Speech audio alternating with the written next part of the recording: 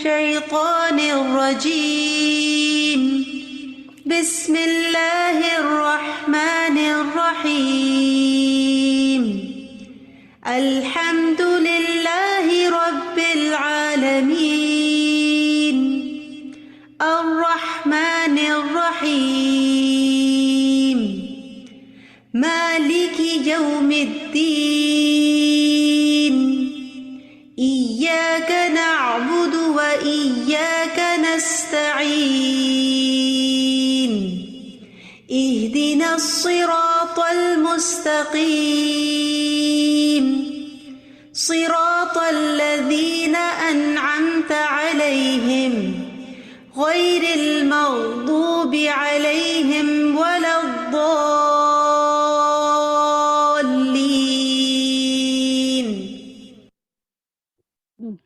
آمین.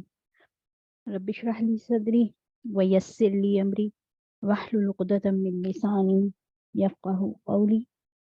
اللہم فقہنا فی الدین. اللہم انی اسألک علما نافعا ورزقا طیبا وعملا متقبلا. آمین. السلام علیکم ورحمۃ اللہ وبرکاتہ. میں امید کرتی ہوں آپ سب لوگ خیریت سے ہوں گے. الحمدللہ. کیسا جا رہا ہے آپ لوگوں کا نماز کا سیشن اور آپس میں بڑی کا کنورسیشن؟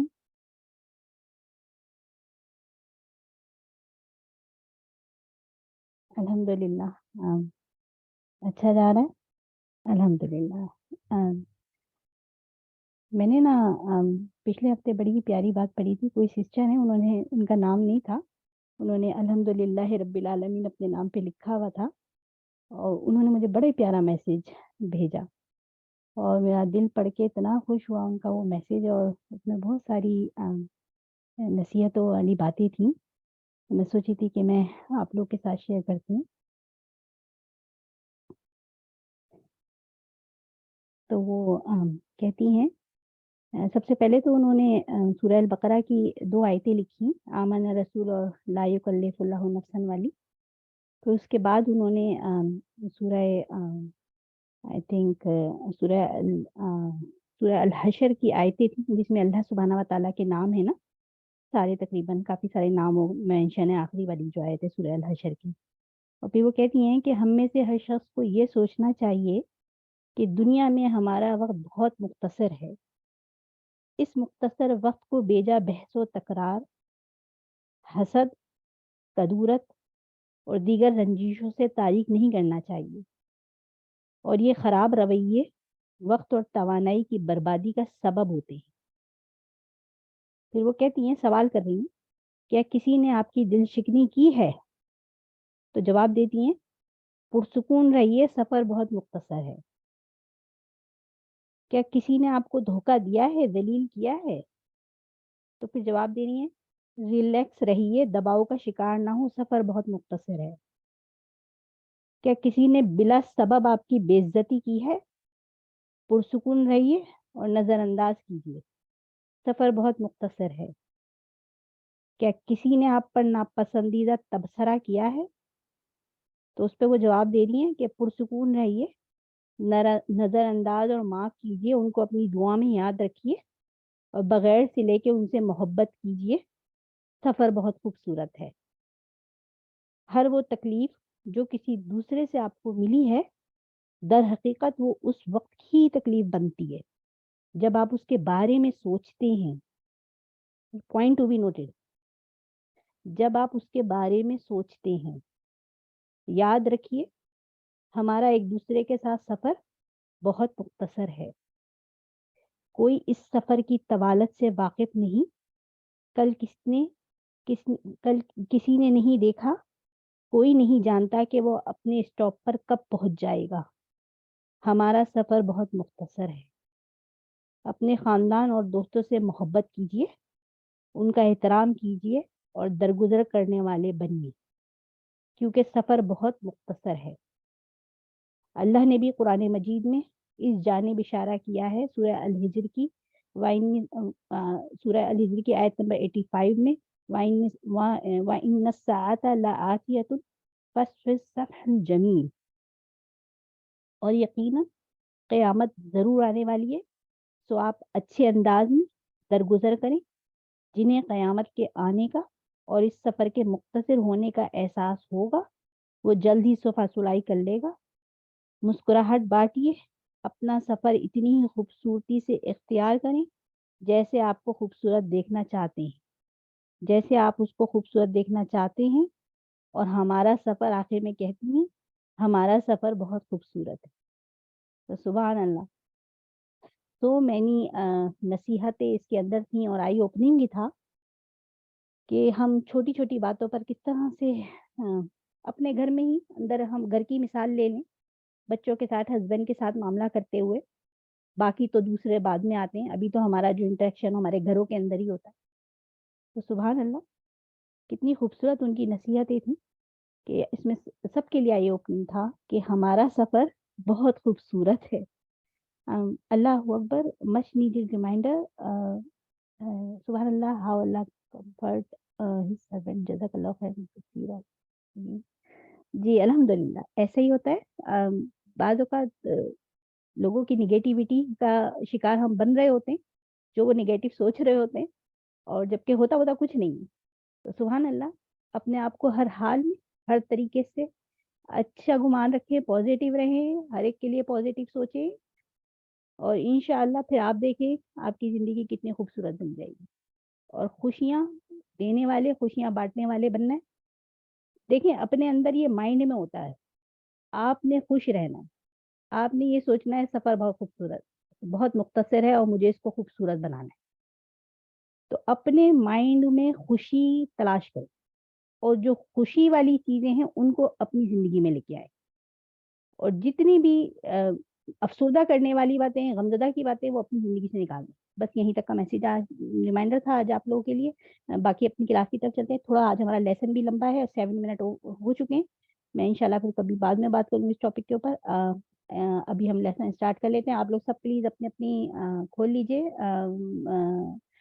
نوٹ بک اور اچھے سے پوائنٹ لیجیے تاکہ آپ اپنی بڑیز کے ساتھ اچھے سے ڈسکس کر سکیں. ٹھیک ہے، بسم اللہ. نیکسٹ ہے قرآن کی قرات. سورۃ فاتحہ ہو گئی آپ کی، اب قرات.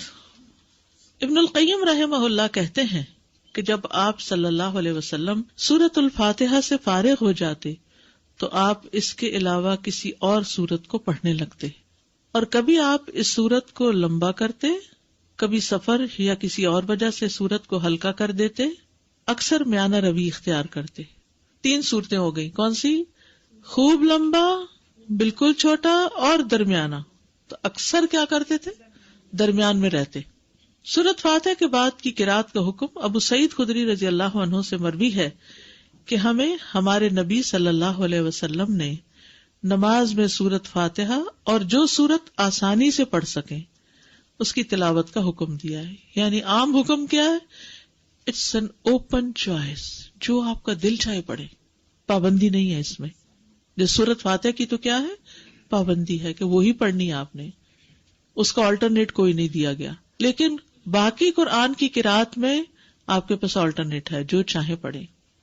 سری اور جہری قرات کا حکم. سری کا مطلب ہے خاموش اور چپکے چپکے، اور جہری کا مطلب بلند آواز سے. ابن عباس رضی اللہ عنہما سے روایت ہے، انہوں نے فرمایا کہ نبی صلی اللہ علیہ وسلم کو جس نماز میں بلند آواز سے پڑھنے کا حکم ہوا آپ نے اس میں بلند آواز سے قرات کی، اور جس میں آہستہ پڑھنے کا حکم ہوا وہاں آپ نے آہستہ پڑھا. یعنی یہ 2 نمازیں آہستہ اور باقی جہری، یہ آپ کو ایسا ہی کرنے کا حکم ملا ہے. وما کان ربک نسیا، تمہارا رب بھولنے والا نہیں ہے. ایسا نہیں کہ رب سے بھول ہو گئی ہے کوئی. لقد کان لکم فی رسول اللہ اسوۃ حسنہ، تمہارے لیے اللہ کے رسول میں بہترین نمونہ ہے، ان کی پیروی کرنا ہی زیادہ بہتر ہے. پھر ہے قدر بلند آواز سے قرات کرنا. ابن عباس رضی اللہ عنہما سے مروی ہے، کہتے ہیں کہ نبی صلی اللہ علیہ وسلم کی قرات اس قدر بلند ہوتی کہ حجرے میں موجود لوگ اس کو سن لیتے، جبکہ آپ گھر کے صحن میں ہوتے تھے. یعنی اپنے گھر میں پڑھ رہے ہوتے تھے اور باہر لوگ سن پاتے تھے. اسی طرح اور صحابہ بھی جب اپنے گھر میں پڑھ رہے ہوتے تھے تو راستے سے گزرنے والوں کو آواز آ رہی ہوتی تھی. اور آپ صلی اللہ علیہ وسلم اندھیرے میں بھی لوگوں کے گھروں کے پاس سے جب گزرتے تو ان کی آوازوں کی وجہ سے ان کے گھروں کو پہچان لیتے تھے. مسجد نبی میں بھی لائٹ نہیں تھی تو کہاں مدینہ کی گلیوں میں گپ اندھیرے میں بھی آپ کو پتہ چل جاتا تھا کہ یہ کس کا گھر ہے، یہ کس کا ہے، کہ ان کی راتیں آباد ہوتی تھیں اور وہ اونچی آواز میں قرات کر رہے ہوتے تھے. اور جب لائٹ ہی نہیں تھی تو مصحف دیکھ کے کہاں سے پڑھنا ہوتا تھا اس وقت رات کے وقت تہجد میں. ان کے حافظے اچھے تھے، قرآن جتنا نازل ہوتا اس کو یاد کر لیا کرتے تھے. سینکڑوں کی تعداد میں حافظ لوگ موجود تھے، اور ایسے بھی تھے جن کو کچھ نہیں پڑھنا آتا تھا. یہ تو ہر دور میں رہا ہے. یہ ام ہانی سے روایت ہے، وہ فرماتی ہے کہ میں اپنے گھر کی چھت پر نبی صلی اللہ علیہ وسلم کی قرات سن لیا کرتی تھی، یعنی اتنی بلند آواز سے آپ پڑھتے تھے. عورت کا بھی جہری نمازوں کو بلند آواز سے پڑھنا. ابن باز رحمہ اللہ کہتے ہیں عورت کے لیے مستحب ہے، یعنی پسندیدہ ہے کہ وہ جہری نماز میں اپنی آواز اونچی کرے، جیسا کہ فجر کی نماز اور رات کی پہلی اور دوسری نماز جیسے مغرب اور عشاء ہے. عورت کے لیے بھی مردوں کی طرح یہ نمازیں جہری پڑھنا مستحب ہیں. ہاں اگر غیر آدمی اس کے آس پاس ہوں تو ان کے سامنے آہستہ آواز میں سری نماز پڑھنا افضل ہے. اور اگر وہ جہری نمازوں میں بھی آہستہ پڑھ لے تو اس میں کوئی حرج نہیں، یعنی عورت کے لیے چوائس ہے، چاہے تو اونچا پڑھ لے اور چاہے تو دل میں پڑھ لے. سری نمازوں کی قرات. جابر بن عبداللہ سے روایت ہے کہ انہوں نے فرمایا ہم لوگ امام کے پیچھے ظہر اور عصر کی نمازوں میں پہلی 2 رکعتوں میں سورۃ فاتحہ اور کوئی اور سورت پڑھتے اور بعد کی 2 رکعتوں میں صرف سورۃ فاتحہ پڑھتے. سمجھ آگئی؟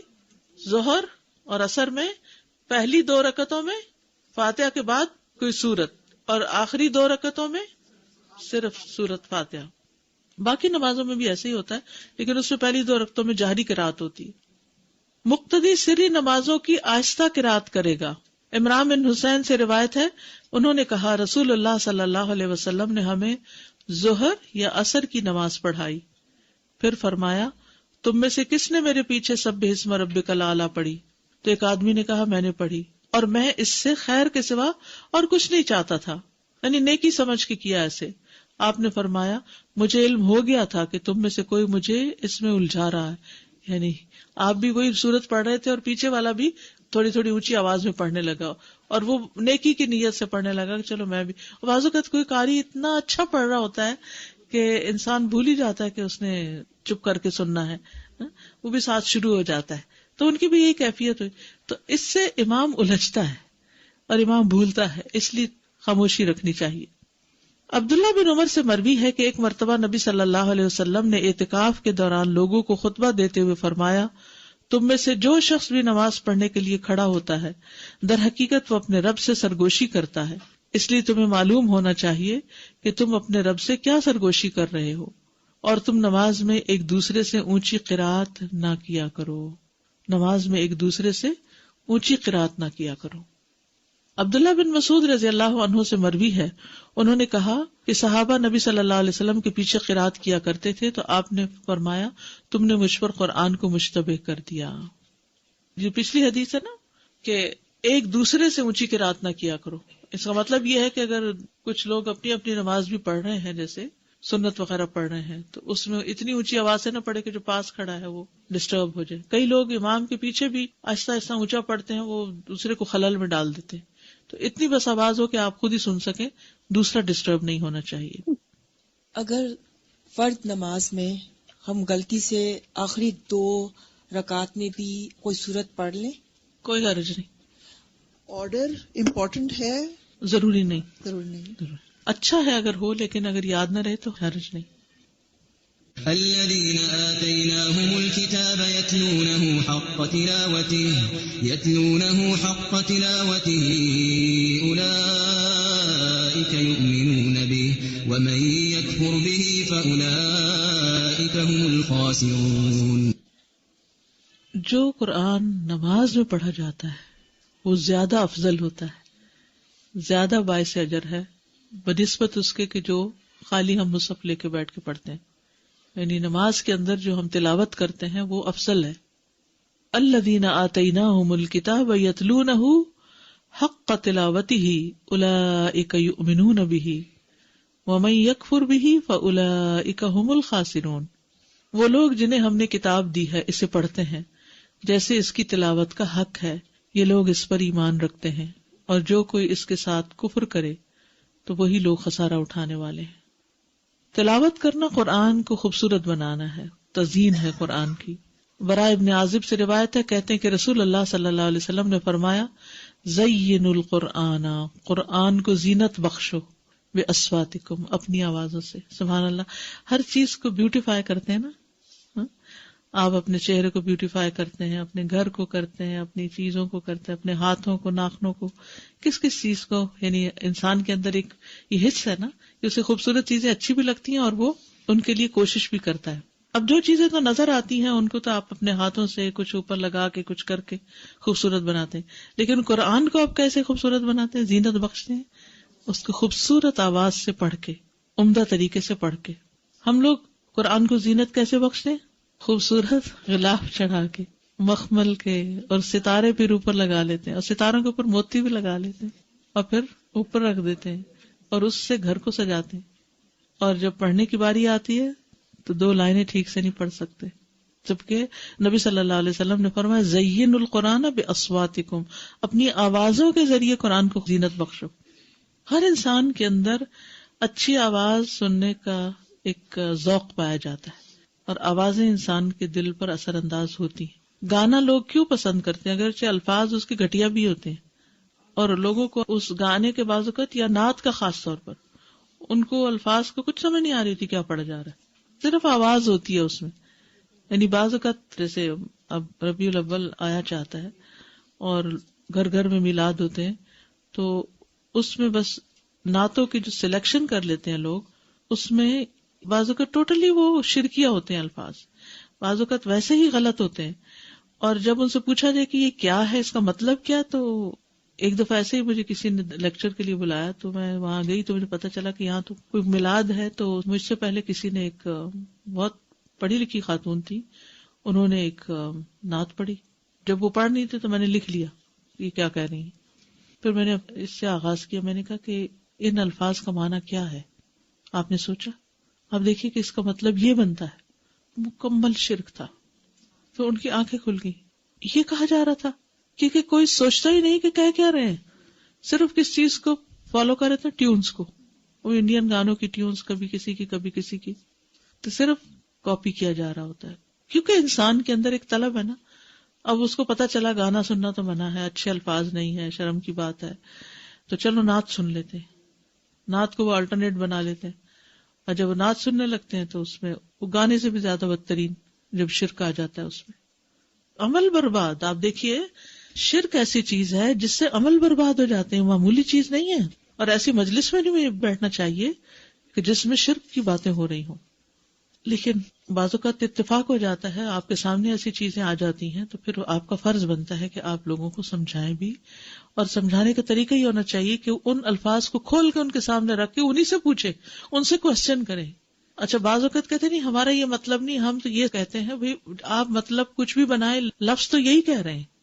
تو جب انسان صحیح طور پر قرات کر لیتا ہے یا اچھی قرات کا ذوق اس کو ہو جاتا ہے، وہ سننے لگتا ہے، تو آپ یقین کریں دنیا کی کوئی دوسری آواز اچھی بھی نہیں لگتی، کچھ اور پھر دل پہ لگتا ہی نہیں. استاذہ آپ نے جیسے نعت کا ذکر کیا، اب جو ہمارے بچوں کے لیے فتنہ ہے وہ نشید کا ہے.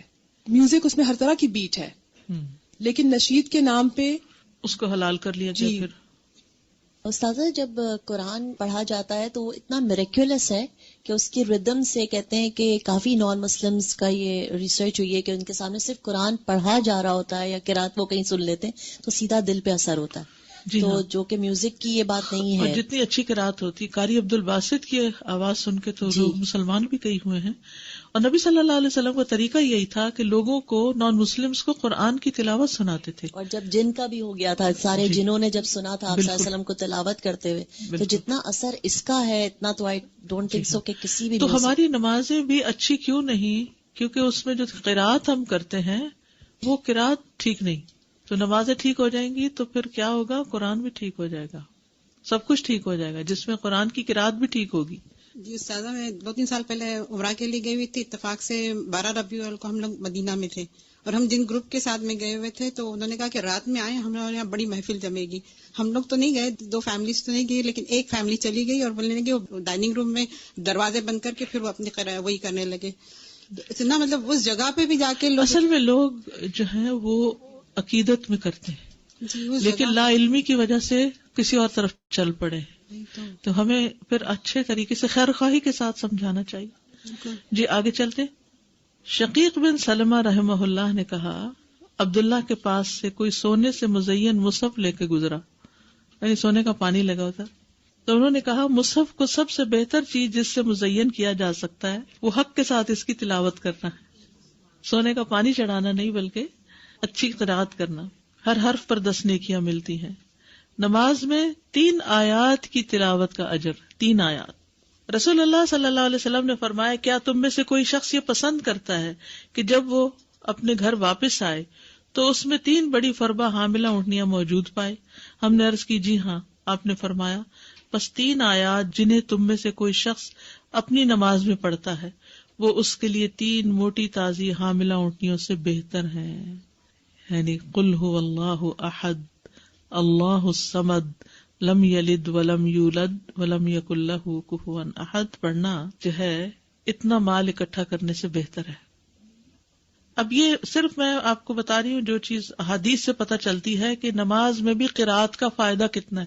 میں نے پہلے عرض کیا نا کہ نماز کے اندر جو قرآن پڑھا جاتا ہے اس کا اجر و ثواب بڑھ جاتا ہے، اور 3 آیتوں کا اجر بھی 3 اونٹنیوں سے مادی چیزوں سے اس کو برابر کر کے دکھایا گیا، کمپیریزن کیا گیا. نماز میں 10 آیات کی تلاوت کا بے حد اجر و ثواب.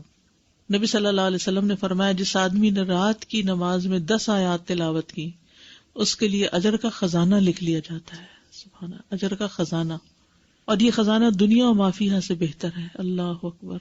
اور پھر جب قیامت کا دن ہوگا تو تمہارا رب عز و جل فرمائے گا پڑھتا جا اور ہر آیت کے بدلے میں 1 درجہ چڑھتا جا، یہاں تک کہ جو سب سے آخری آیت اس کو یاد ہوگی اس تک پہنچ جائے گا. تب تیرا رب عز و جل بندے سے فرمائے گا مٹھی بھرو. وہ بندہ اپنے ہاتھ کے اشارے سے کہے گا اے رب تو خوب جانتا ہے کہ کیا بھروں. تو وہ فرمائے گا کہ ایک ہاتھ میں ہمیشگی اور دوسرے میں نعمتیں بھر لو. اور یہ اجر و ثواب ہے کس چیز کا؟ نماز میں قرآن کی تلاوت کا. 10 آیات کی تلاوت غفلت سے نکالنے کا سبب ہے، اور یہ سب نماز سے متعلق اجر ہے. وہ جو آپ پڑھتے ہیں نا ہر حرف پہ 10 نیکیاں، وہ نماز یا نماز کے علاوہ سب جگہ ہے. لیکن یہ اب نماز کے اندر پڑھنے لگے تو اجر کتنا بڑھ گیا. رسول اللہ صلی اللہ علیہ وسلم نے فرمایا جس شخص نے 10 آیتوں سے قیام کیا وہ غافلوں میں نہیں لکھا جاتا، یعنی وہ غافل نہیں. 100 آیات کی تلاوت فرما برداری کی علامت ہے. ومن قام ب100 آیۃ کتب من القانتین. اور جو 100 آیتوں سے قیام کرے وہ فرما برداروں میں لکھا جاتا ہے. قوموا للہ قانتین میں اس کا شمار ہو جاتا ہے. رسول اللہ صلی اللہ علیہ وسلم نے فرمایا جس نے رات کی نماز میں 100 آیات کی تلاوت کی اسے غافلین میں نہیں لکھا جاتا، اسے فرما برداروں میں لکھ لیا جاتا ہے. 1000 آیات کی تلاوت کا بے انتہا اجر. رسول اللہ صلی اللہ علیہ وسلم نے فرمایا جو 1000 آیات سے قیام کرے وہ بے انتہا ثواب جمع کرنے والوں میں لکھا جاتا ہے. تو اس کے لیے حرص ہونی چاہیے کہ کچھ صورتیں زبانی آتی ہوں جنہیں ہم نماز میں پڑھ سکیں.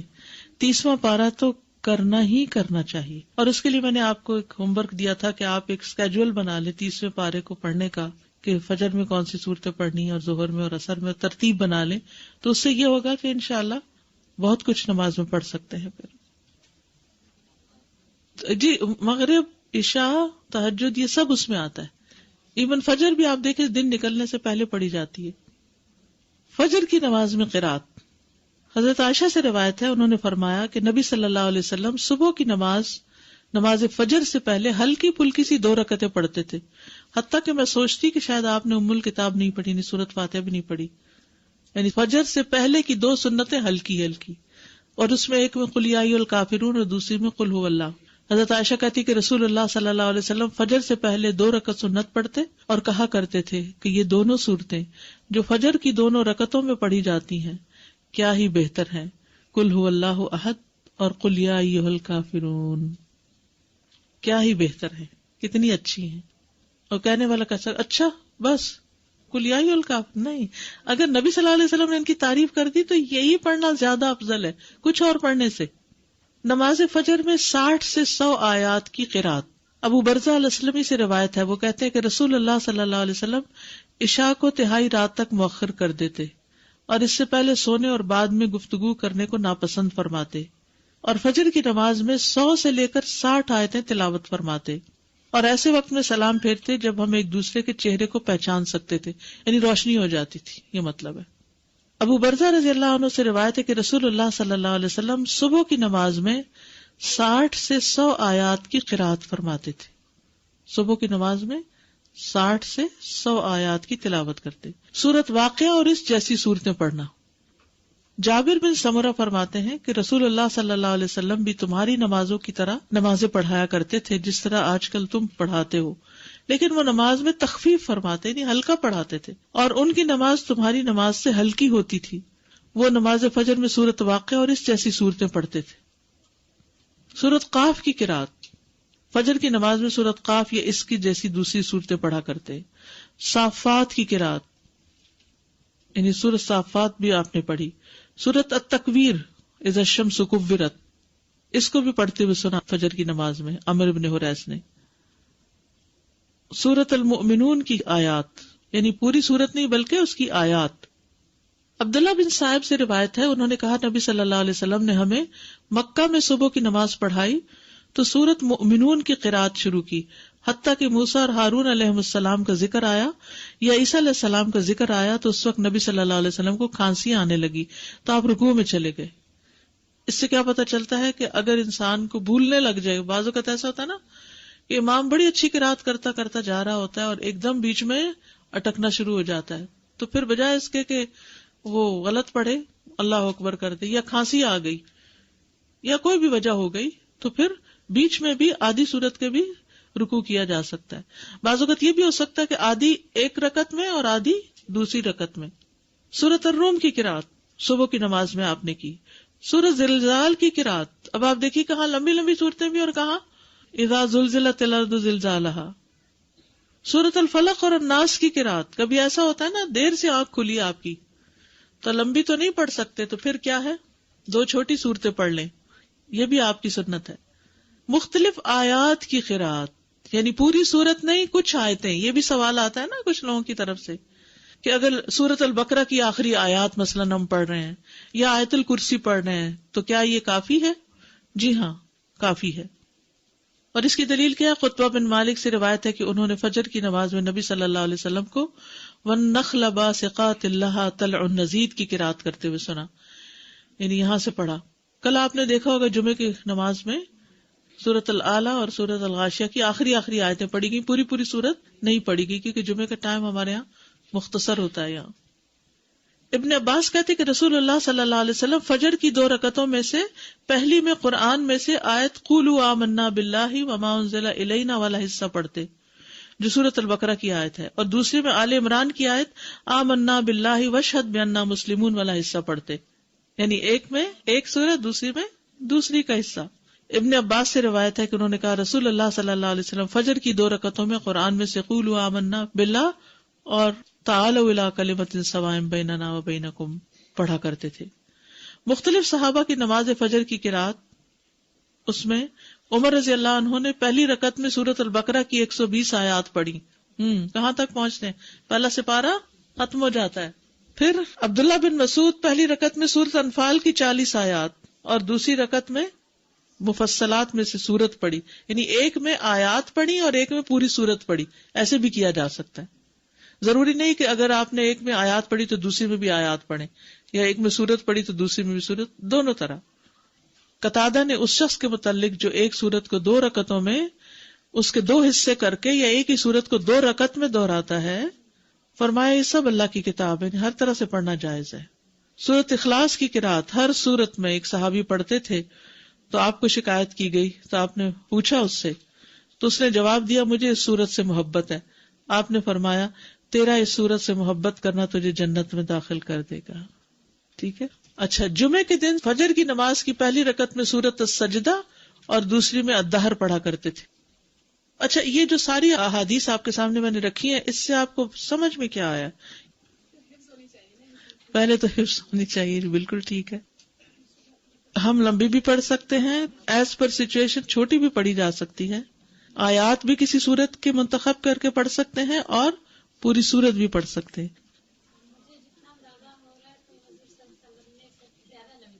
جی فجر کی نماز لمبی پڑی ہے. اب آگے ظہر اور عصر مغرب سب نمازوں کا انشاءاللہ ذکر کریں گے کہ کیا کیا پڑھا ہے. مجھے ذاتی طور پر اس کا بڑا ہی شوق ہوتا تھا کہ پتہ چلے کہ آپ کیا پڑھتے تھے, کس نماز میں کتنا پڑھتے تھے. تو انشاءاللہ یہ چیزیں آپ کے سامنے آئیں گی تاکہ اس میں سے جو چاہیں آپ پھر اختیار کر لیں. ٹھیک ہے. اگر فرض نماز میں نے شروع کی اور میں ایک سورت شروع کیا لیکن اس کو بھول گئی ہوں, تو میں کوئی اور شروع کر سکتی ہوں اس کی جگہ؟ اور آپ یہ جو 60 to 100 آیات کہہ رہی ہیں, یہ ایک رکعت میں کہ دونوں ملا کے؟ دونوں طرح. سبحانک اللہم و بحمدک اشہد ان لا الہ الا انت استغفرک و اتوب الیک. السلام علیکم و رحمۃ اللہ وبرکاتہ.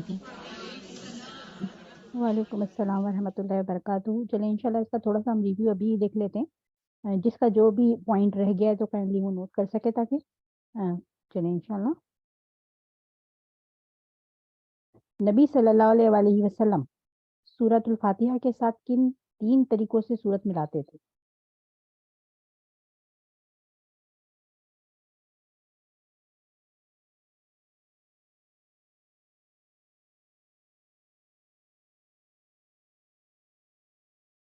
ابن القیم کہتے ہیں کہ جب آپ صلی اللہ علیہ وسلم سورہ الفاتحہ سے فارغ ہو جاتے تو آپ اس کے علاوہ کسی اور سورت کو پڑھنے لگتے. کبھی آپ صلی اللہ علیہ وآلہ وسلم اس سورت کو لمبا کرتے, کبھی سفر یا کسی اور وجہ سے اس کو ہلکا کر دیتے, اکثر میانہ روی اختیار کرتے. آگے چلتے ہیں. قرآن کریم کو جس چیز کے ساتھ مزین کیا جا سکتا ہے وہ کیا ہے؟ آواز ٹھیک ہے, تو کون سی آواز؟ اچھا قرآن پڑھنا. اچھا قرآن پڑھنا. خوبصورت قرات. خوبصورت قرات. خوبصورت قرات. ٹھیک ہے, گڈ, ماشاء اللہ تبارک اللہ. اور خوبصورت آواز اپنی آوازوں کے ساتھ مزین کرو. ٹھیک ہے, الحمدللہ. اچھا ویسے جب ہم آوازوں کے ساتھ مزین کرتے ہیں تو اچھی آواز نکلتی کہاں سے نکلتی, کیسے نکلتی ہے؟ جب تجوید مخارج اور تجوید مخارج اچھا کر کے پڑھتے ہیں. اور کیا وجہ بنتی ہے؟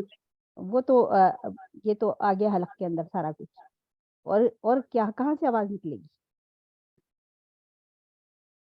دل سے. ہاں دل سے, حق کے ساتھ. ٹھیک ہے, حق کے ساتھ اسی وقت نکلے گی نا جب ہم اس کو سمجھ کے پڑھیں گے نا, ہے نا. شقیق بن سلیمان رحمہ اللہ کہتے ہیں عبداللہ رضی اللہ تعالیٰ عنہ کے پاس سے کوئی سونے سے مزین مصحف لے کر گزرا تو انہوں نے کہا مصحف کو سب سے بہتر جس چیز کے ساتھ مزین کیا جا سکتا ہے وہ حق کے ساتھ اس کی تلاوت کرنا ہے. ٹھیک ہے. اچھا جی, اس قول سے آپ نے اپنے عمل کے لیے کیا سیکھا ہے؟ ٹھیک ہے, تو ابھی ہمیں کیا کرنا ہے, ایسا قرآن پڑھنا ہے جو ہمارے دلوں پر بھی اترتا ہو. ٹھیک ہے, ورنہ پھر وہ حلق سے نیچے نہیں اترنے والی بات نا. خالی ہم مخارج وغیرہ تو پڑھ رہے ہیں بڑا حسین مزین کر کے اس کو بہت اچھی آواز میں, وہ تو میلاد میں جو نعتیں شاطیں چل رہی ہیں وہ سب بھی ٹون میں بڑی اچھی, سب اس پہ جھوم رہے ہیں, کر رہے ہیں. ٹھیک ہے, لیکن دل کے ساتھ بھی اثر رکھتا ہے. نماز میں 3 آیات کی تلاوت کرنے والے کے لیے کیا اجر ہے؟ 3 موٹی حاملہ اونٹیوں ہاں, 3 اونٹیوں سے موٹی حاملہ بہتر اونٹیوں والی ہے. حدیث ہمارے سامنے تھی. نماز میں کتنی آیت کی تلاوت کرنے والے غافلوں میں نہیں لکھے جاتے؟ 10 آیات. 10 اس کے آیات. بعد پھر جی 10 فرما آیات کی برداری. تلاوت. ٹھیک ہے, گڈ, ماشاء اللہ. نبی صلی اللہ علیہ وآلہ. اچھا, فرما برداری کا کیا تھا؟ اس کا 100 آیات اچھا, کہ فرما آگے چلتے. برداری ہاں, کے فرما نام سے. برداری. نبی صلی اللہ علیہ وآلہ وسلم کی فجر کی سنتوں کی قرات کیسی ہوتی؟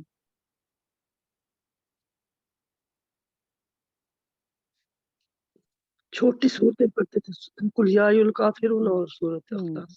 گڈ, ماشاء اللہ, ہلکی مختصر پڑھتے تھے.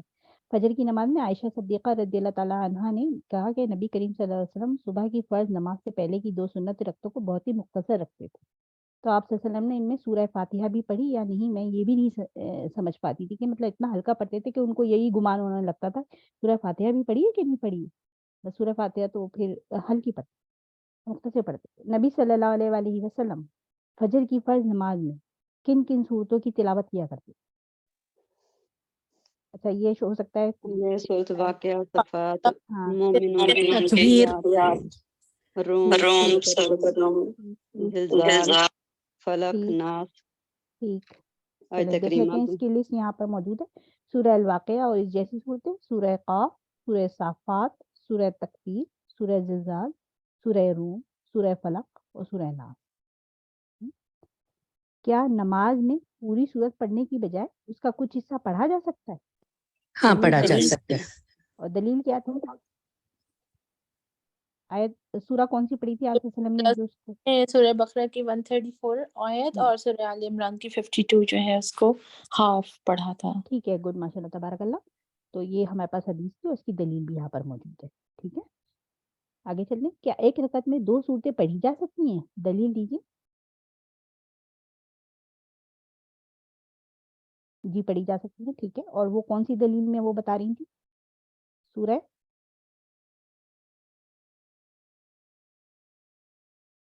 کون سی سورت پڑھتے تھے وہ صحابی؟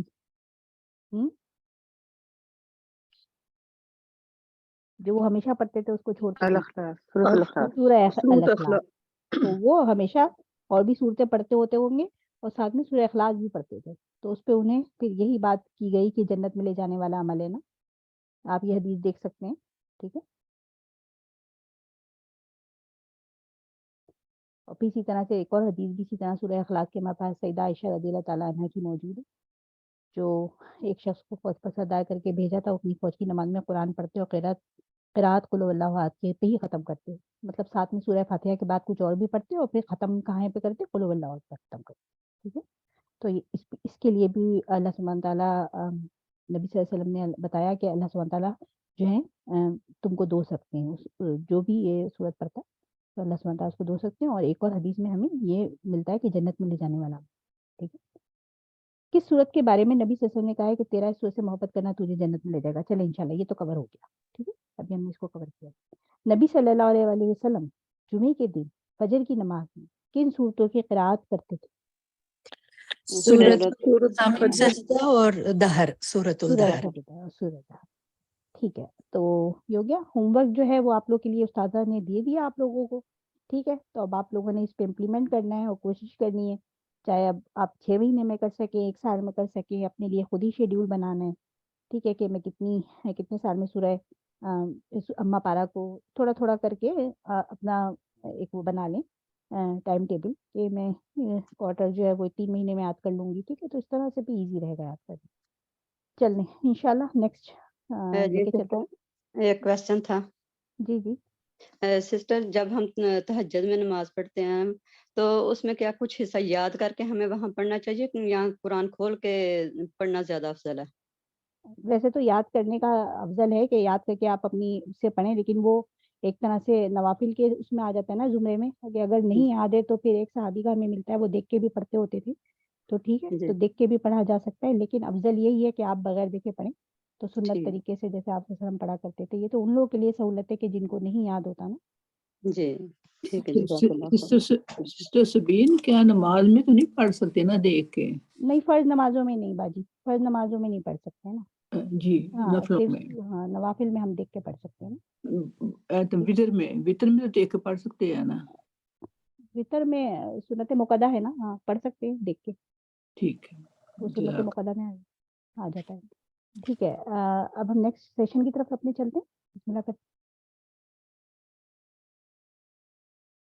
نحمده ونصلي على رسوله الكريم، اما بعد، فاعوذ بالله من الشيطان الرجيم، بسم الله الرحمن الرحيم، رب اشرح لي صدري ويسر لي امري واحلل عقدة من لساني يفقهوا قولي. نماز کا طریقہ چل رہا تھا جس میں آج ہم ظہر اور عصر کی نماز میں قرات کا بیان پڑھیں گے کہ نبی صلی اللہ علیہ وسلم ظہر اور عصر کے وقت نماز میں کون سی صورتیں پڑھتے تھے، کتنی قرات کرتے تھے. جیسا کہ ہم جانتے ہیں کہ ظہر اور عصر کی نماز میں سری قرات ہوتی ہے، یعنی بلند آواز سے نہیں ہوتی. لیکن آپ صلی اللہ علیہ وسلم نے جو کچھ خود بتا دیا، یا پھر یہ کہ نماز کے دوران ہی آپ کسی آیت کو بلند آواز سے پڑھتے تھے جس سے اندازہ ہو جاتا صحابہ کو کہ آپ کون سی صورت پڑھ رہے ہیں. نبی صلی اللہ علیہ وسلم نمازوں میں پہلی رکعت کو باقی کی نسبت لمبا کرتے تھے، اور اس کی حکمت یہ تھی کہ دیر سے آنے والے بھی نماز کو پا لیں. دوسری رکعت پہلی رکعت کی نسبت کچھ مختصر ہوتی، چھوٹی ہوتی. عبداللہ بن ابی قتادہ اپنے والد سے روایت کرتے ہیں کہ نبی صلی اللہ علیہ وسلم ظہر کی پہلی 2 رکعتوں میں سورت فاتحہ اور 2 سورتیں مزید پڑھتے تھے. کیا پڑھتے تھے؟ سورت فاتحہ اور 2 سورتیں مزید، یعنی جو چھوٹی صورتیں ہوتی تھی 2 بھی پڑھ لیتے تھے. اور آخری 2 رکعتوں میں صرف سورت فاتحہ پڑھتے تھے، یعنی فرض نماز کی بات ہو رہی ہے. اور کبھی کبھی کوئی آیت ہمیں سنا بھی دیتے تھے تاکہ پتہ چل جائے کہ کون سی سورت آپ پڑھ رہے ہیں، آپ کہاں تک پہنچے ہیں. اور آپ پہلی رکعت کو دوسری رکعت سے لمبا کرتے تھے. اسی طرح عصر اور صبح کی نماز میں بھی یہی معمول تھا. تو کتنی باتیں پتہ چلی؟ نمبر 1، پہلی رکعت دوسری رکعت سے طویل ہوتی تھی. پہلی 2 رکعتوں میں سورت فاتحہ کے علاوہ اور سورتیں بھی پڑھتے تھے. 1 کا بھی ذکر آتا ہے اور 2 کا بھی ذکر آتا ہے. تیسری بات، کبھی کوئی آیت سنا بھی دیتے تھے. اسی طرح عصر اور صبح کی نماز میں بھی یہی معمول تھا. عصر کی نماز میں بھی پہلی رکعت لمبی ہوتی اور دوسری اس کے مقابلے میں چھوٹی ہوتی.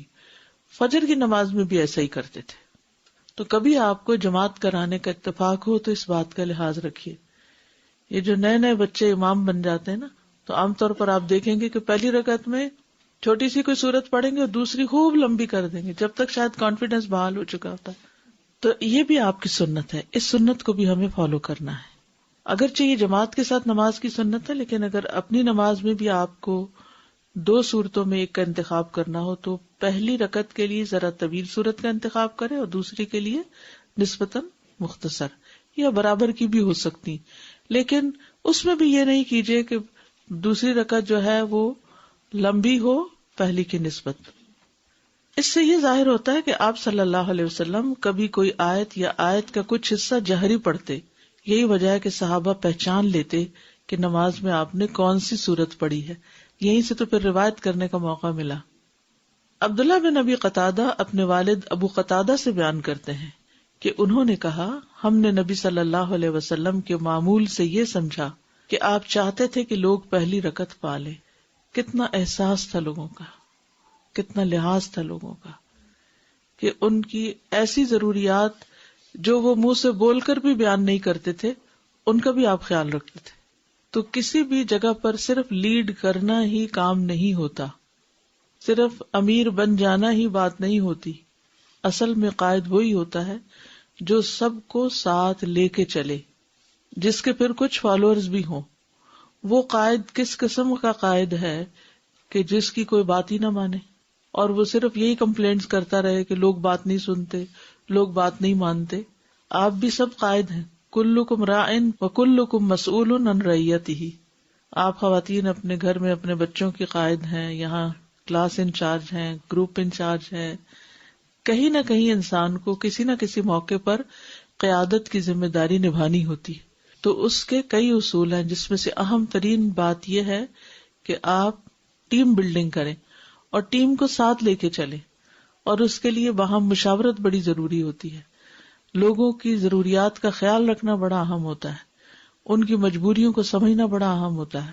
یعنی صرف ڈکٹیٹر بن کے قیادت کا عمل نہیں ہونا چاہیے، بلکہ ان چیزوں کا بھی خیال رکھیے. دیکھیے یہ آپ کی سنت سے ہمیں پتہ چلتا ہے کہ آپ پہلی رکعت ذرا لمبی کر دیتے تھے کہ جو ابھی تک پیچھے سے آ رہے ہیں، اپنے کام کاج چھوڑ کے آ رہے ہیں، کسی کو وضو کرنے کی ضرورت ہے، کسی کو کوئی اور مجبوری ہو گئی ہے، تو وہ بھی جماعت کے ثواب سے محروم نہ رہے. اس کو کہتے ہیں احساس کرنا. یہ ہوتی ہے امپتی، کہ آپ دوسروں کے لیے بھی وہی درد رکھیں، دوسروں کے لیے وہی چاہیں جو آپ اپنے لیے چاہتے ہیں. پھر 30 سے 7 آیات کے قریب. آپ کہیں گے ہو سکتا ہے یہ 7 سے 30 ہو. نہیں، چونکہ پہلی سے آخری رکعت تک کی بات ہے اس لیے 30 سے 7 لکھا گیا. ابو سعید خدری رضی اللہ عنہ سے روایت ہے کہ نبی صلی اللہ علیہ وسلم ظہر کی نماز کی پہلی 2 رکعتوں میں سے ہر رکعت میں 30 آیات کی مقدار کے برابر پڑھا کرتے تھے. یعنی بعض اوقات اتنی لمبی بھی ہوتی تھی. 30 آیات پر مشتمل کوئی سورت بتائیے. سورت ملک. کچھ آیات لمبی ہوتی ہے تو وہ سورت لمبی ہو جاتی ہے، لیکن اس کا مطلب یہ ہے کہ کبھی آپ ظہر کی نماز لمبی بھی پڑھاتے تھے. اور آخری 2 رکعتوں میں 15 آیات کی مقدار، یعنی اس سے نصف اتنا فرق ہوتا تھا. یا اس سے نصف کے برابر پڑھتے تھے، اور عصر کی پہلی 2 رکعتوں میں 15 آیات کی مقدار کے برابر اور آخری 2 رکعتوں میں اس کی آدھی مقدار۔ اچھا، اس میں بھی بڑی حکمت ہے۔ دوپہر کا وقت چونکہ نصف النہار ہوتا ہے، آدھا دن گزرا ہوتا ہے، صبح سے کام کر کر کے انسان تھک چکا ہوتا ہے، تو اس وقت لمبی نماز جو ہے وہ ریلیکسنگ ہوتی ہے۔ عصر کا وقت کام کو سمیٹنے کا وقت ہوتا ہے، ہر کوئی جلدی میں ہوتا ہے، اور سورج بھی جلد غروب ہو جاتا ہے، تو یہ نماز جو ہے یہ مختصر پڑھائی آپ نے، اور اس میں پہلی رکعتیں لمبی، دوسری اس سے آدھی۔ اب یہ ہے کہ عصر کی نماز جو ہے اس میں جیسے 15 آیات کی طرح پڑھایا آپ نے، اور اس میں چھوٹی چھوٹی بھی 15 آیات ہو سکتی ہیں۔ مثلاً آپ دیکھیں اذا الشمس کبرت واذا النجوم انکدرت، کرتے کرتے 15 آیات تو کوئی لمبی نہیں ہے۔ 7 آیات جو ہیں وہ کس صورت میں ہیں؟ سورۃ الفاتحہ میں، ٹھیک ہے، 7 آیات ہیں۔ تو عصر میں 7 آیات یعنی سورۃ الفاتحہ ہی صرف پڑھی آخری 2 رکعتوں میں، ٹھیک ہے۔ اچھا، اس سے ایک اور بات بھی پتہ چلتی ہے، اور وہ یہ کہ آپ نے دوسری 2 رکعتوں میں کبھی کبھی فاتحہ کے علاوہ اور سورت بھی پڑھ لی، ٹھیک ہے۔ ظہر کی پہلی رکعت کو لمبا کرنا، قضاء سے روایت ہے، انہوں نے کہا میں ابو سعید خدری کی خدمت میں حاضر ہوا، ان کے پاس استفادے کے لیے کثرت سے لوگ موجود تھے۔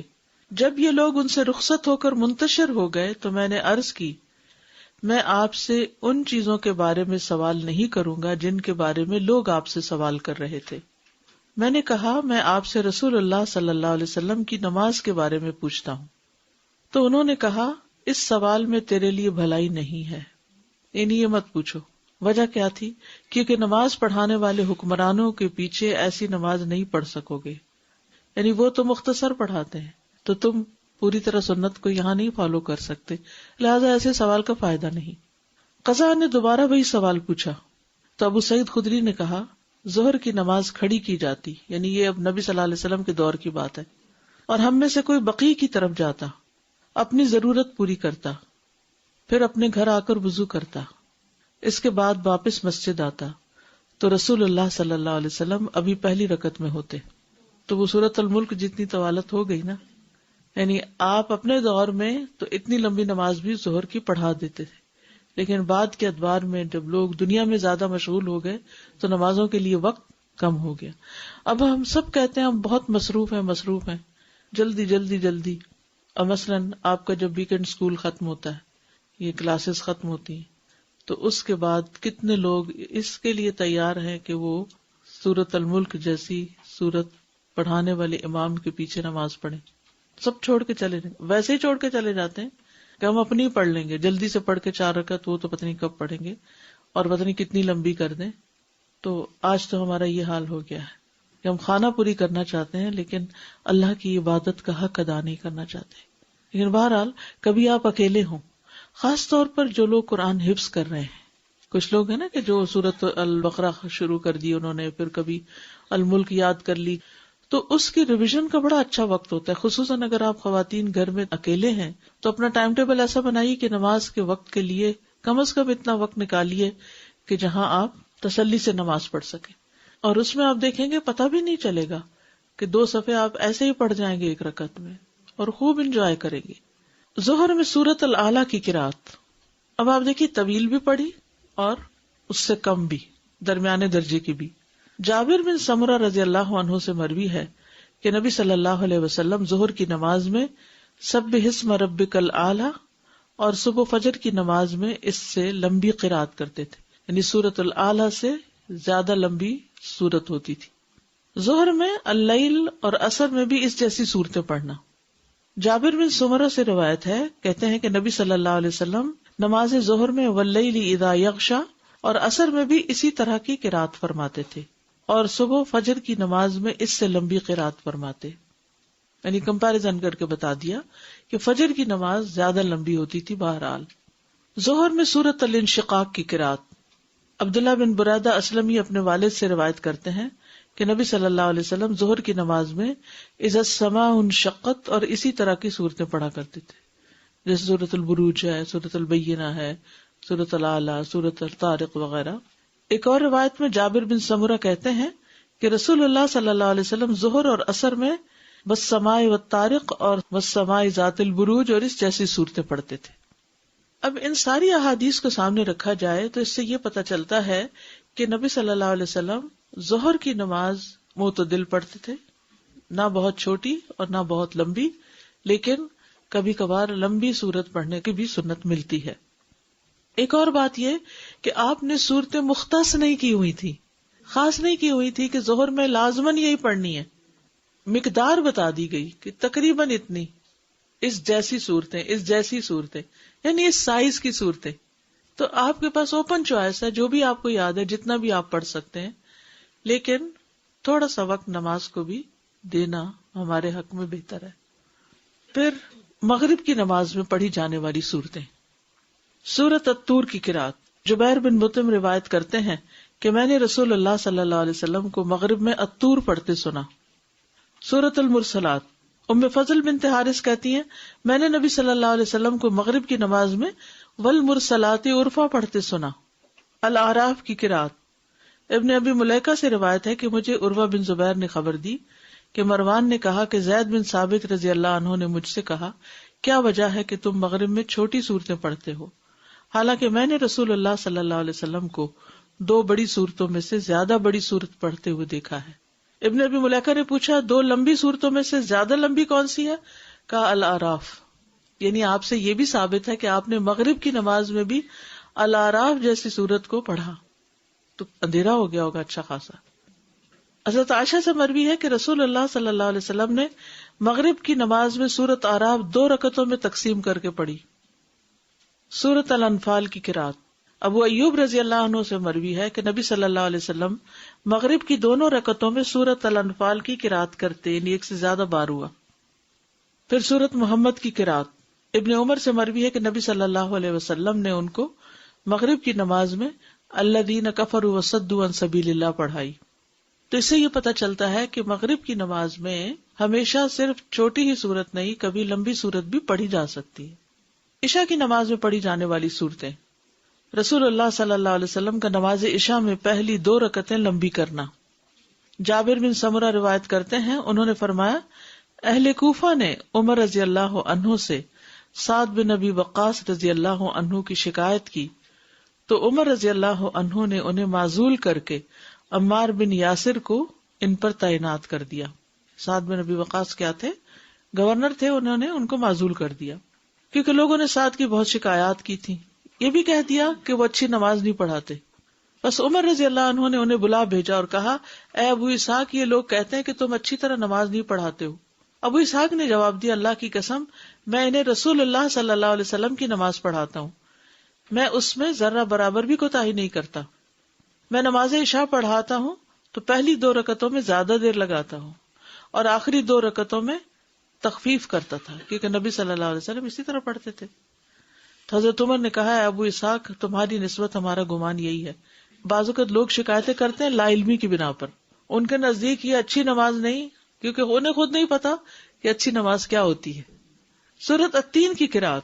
برا رضی اللہ عنہ سے روایت ہے انہوں نے کہا کہ میں نے نبی صلی اللہ علیہ وسلم کو عشاء کی نماز میں والتین والزیتون پڑھتے ہوئے سنا اور میں نے آپ سے زیادہ خوش آواز یا اچھا پڑھنے والا کوئی نہیں سنا. الشمس، الاعلی، العلق، اللیل کی قرات. جابر رضی اللہ عنہ سے روایت ہے کہ معاذ بن جبل انصاری رضی اللہ عنہ نے اپنے ساتھیوں کو عشاء کی نماز لمبی پڑھائی. ہم میں سے ایک آدمی چلا گیا اور اس نے علیحدہ نماز ادا کی. معاذ کو اس بات کی خبر دی گئی تو انہوں نے کہا کہ وہ منافق ہے. جب اس آدمی کو یہ خبر پہنچی تو اس نے رسول اللہ صلی اللہ علیہ وسلم کے پاس حاضر ہو کر معاذ کی اس بات کی خبر دی تو نبی صلی اللہ علیہ وسلم نے معاذ رضی اللہ عنہ سے کہا کیا تم فتنہ پرور بننا چاہتے ہو؟ اے معاذ، جب تم لوگوں کو نماز پڑھاؤ تو والشمس وضحاہا سبح اسم ربک الاعلی اقرأ بسم ربک الذی خلق واللیل اذا یغشی پڑھا کرو، یعنی عشاء کی نماز میں یہ صورتیں پڑھایا کرو. سورۃ الانشقاق کی قرات. ابو رافع سے روایت ہے انہوں نے کہا کہ میں نے ابو ہریرہ رضی اللہ عنہ کے ہمراہ عشاء کی نماز پڑھی تو انہوں نے اذا السماء انشقت پڑھی اور اس میں سجدہ کیا. جب میں نے ان سے سجدے کے متعلق دریافت کیا تو انہوں نے فرمایا میں نے ابو القاسم کے پیچھے سجدہ کیا صلی اللہ علیہ وسلم، لہٰذا میں ہمیشہ اس میں سجدہ کرتا رہوں گا یہاں تک کہ قیامت کے دن میری آپ سے ملاقات ہو جائے. اب یہاں پر آپ دیکھیے، یعنی اب تک سب نمازیں کور ہو گئی ہیں. فجر کی نماز کل آپ نے پڑھی، اب ظہر، عصر، مغرب، عشاء، دونوں طرح کے طریقے ملتے ہیں. طویل سے طویل صورتیں بھی پڑھی گئی ہیں ان میں، اور مختصر سے مختصر بھی. کیوں؟ اس کی وجہ کیا ہے؟ آگے ہم اس کی قرات کو مختصر کرنے کے عوامل دیکھیں گے کہ آپ لمبی پڑھتے تھے لیکن کبھی چھوٹی کیوں پڑھتے تھے. ہو سکتا ہے یہ سوال آپ کے ذہن میں بھی ہو. اس میں سب سے اہم ترین نقطہ جو ہے وہ ہے سہولت، لوگوں کی رعایت، لوگوں کے لیے آسانی، کہ لوگ عبادت کرتے رہیں. جب سے ہم نے لوگوں پر 17 رکعتیں فرض کر دی، فرض کے درجے میں ان کو لازم کر دی، تو لوگوں نے پھر کیا کیا؟ اس کے جواب میں نماز ہی پڑھنی چھوڑ دی. تو اس لیے اگر دین کو ویسا ہی رہنے دیا جائے جیسا وہ ہے، نہ اس میں اپنی طرف سے کوئی اضافے کیے جائیں اور نہ اپنی طرف سے کوئی کم کیا جائے، تو یہ سب کے لیے قابل عمل ہو جاتا ہے. لوگوں کے لیے مشکلات پیدا نہیں کرنی چاہیے. آپ نے وہ حدیث پڑھی ہوگی نا جو نبی صلی اللہ علیہ وسلم نے اپنے 2 ساتھیوں کو ذمہ داری دیتے ہوئے کہی تھی کہ یسرا ولا تعسرا بشرا ولا تنفرا، یعنی یسرا آسانی کرو، ولا تعسرا مشکل نہ کرو، لوگوں کے لیے مشکل نہ پیدا کرو، اور بشرا خوشخبریاں دیا کرو، اچھی خبریں سنایا کرو انہیں، ولا تنفرا اور متنفر نہ کیا کرو. کس سے؟ نہ اپنے سے، نہ دوسروں سے، نہ دین سے، نہ اللہ اور اس کے رسول سے. نفور ہوتا ہے عربی زبان میں بھاگ جانا، یعنی لوگوں کو بگایا نہ کرو. ایسے کام اور ایسی چیزیں مت دو ان کو کہ جس سے وہ بھاگ ہی جائیں. یہ سب کچھ ہم سے نہیں ہوتا. بعض اوقات ایسا ہوتا ہے کہ ایک شخص دین کی طرف آ رہا ہوتا ہے، ہم اس کو اتنی پابندیوں کی لمبی لسٹ بنا دیتے ہیں کہ وہ بھاگ جاتا ہے. کہیں میں نے پڑھا تھا کہ ایک مرتبہ رشیا کے جو پرانے کنگز تھے ان میں سے کسی کو مسلمان ہونے کا خیال آیا، تو اس نے مسلمان حکمران کو لکھا کہ ہمیں کوئی بتائے آ کر کہ اسلام کیا ہے. تو انہوں نے کہا کہ تمہیں یہ بھی چھوڑنا پڑے گا، تمہیں یہ بھی چھوڑنا پڑے گا. ان کا کوئی گنجائش نکلتی، انہوں نے کہا نہیں شراب تو چھوڑنی ہی پڑے گی، سور کا گوشت تو چھوڑنا ہی پڑے گا. تو انہوں نے کہا کہ پھر اگر یہ سب کرنا پڑے گا تو ہم نہیں یہ کر سکتے، ہم پھر مسلمان ہی نہیں ہوتے. پھر لوگوں کو لا الہ الا اللہ تو پڑھنے دو. جب وہ لا الہ الا اللہ پڑھ لے گے تو نبی صلی اللہ علیہ وسلم نے حضرت معاذ بن جبل کو کیا کہہ کے بھیجا تھا کہ لوگوں کو لا الہ الا اللہ کی دعوت دو. جب وہ یہ پڑھنے لگ جائے تو پھر کیا کرو؟ 5 وقت کی نماز. جب وہ یہ سیکھ جائے تو پھر زکوٰۃ، اور لوگوں سے ایاک وکرائم اموالہم، ان کے پسندیدہ بہترین مال مت لینا ان سے. یعنی زکوٰۃ میں یہ نہیں کہ چن چن کے جو اچھے جانور ہیں وہ نکال لینا کہ یہ زکوٰۃ کے مال میں دو. Let them decide. یعنی کچھ چیزیں ہوتی ہیں جن پہ انسان کو آنکھ بند کرنی پڑتی ہے. اپنے بچوں کی تربیت ہو یا اپنے اسٹوڈینٹس کی تربیت ہو، جانتے ہوئے بھی کہ یہ ڈنڈی مار رہے ہیں، کوئی بات نہیں، ابھی یہ اتنا امپورٹنٹ نہیں، ابھی اس سے امپورٹنٹ چیزیں فکس کرنی ہے. جب وہ ہو جائیں گی تو پھر یہ بھی کر لیں گے. سب کچھ اکٹھا نہ شروع کر دیں کہ اس سے لوگوں کے لیے مشکلات پیدا ہو جاتی ہیں، لوگ بھاگ جاتے ہیں. تو یہاں بھی ہم دیکھتے ہیں کہ نبی صلی اللہ علیہ وسلم کی تنہائی کی نماز ابھی آگے دیکھیں گے کتنی طویل ہوتی تھی، جو تہجد کی نماز تھی. لیکن جب آپ لوگوں کو نماز پڑھاتے تھے تو مختصر پڑھاتے تھے، جتنا ایک ایوریج انسان برداشت کر سکتا ہے. کھڑے ہونا، وقت نکالنا اپنے کام کاج کاروبار میں سے.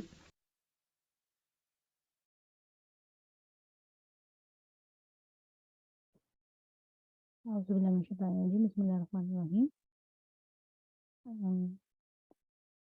10:58 ہو رہا ہے تو انشاءاللہ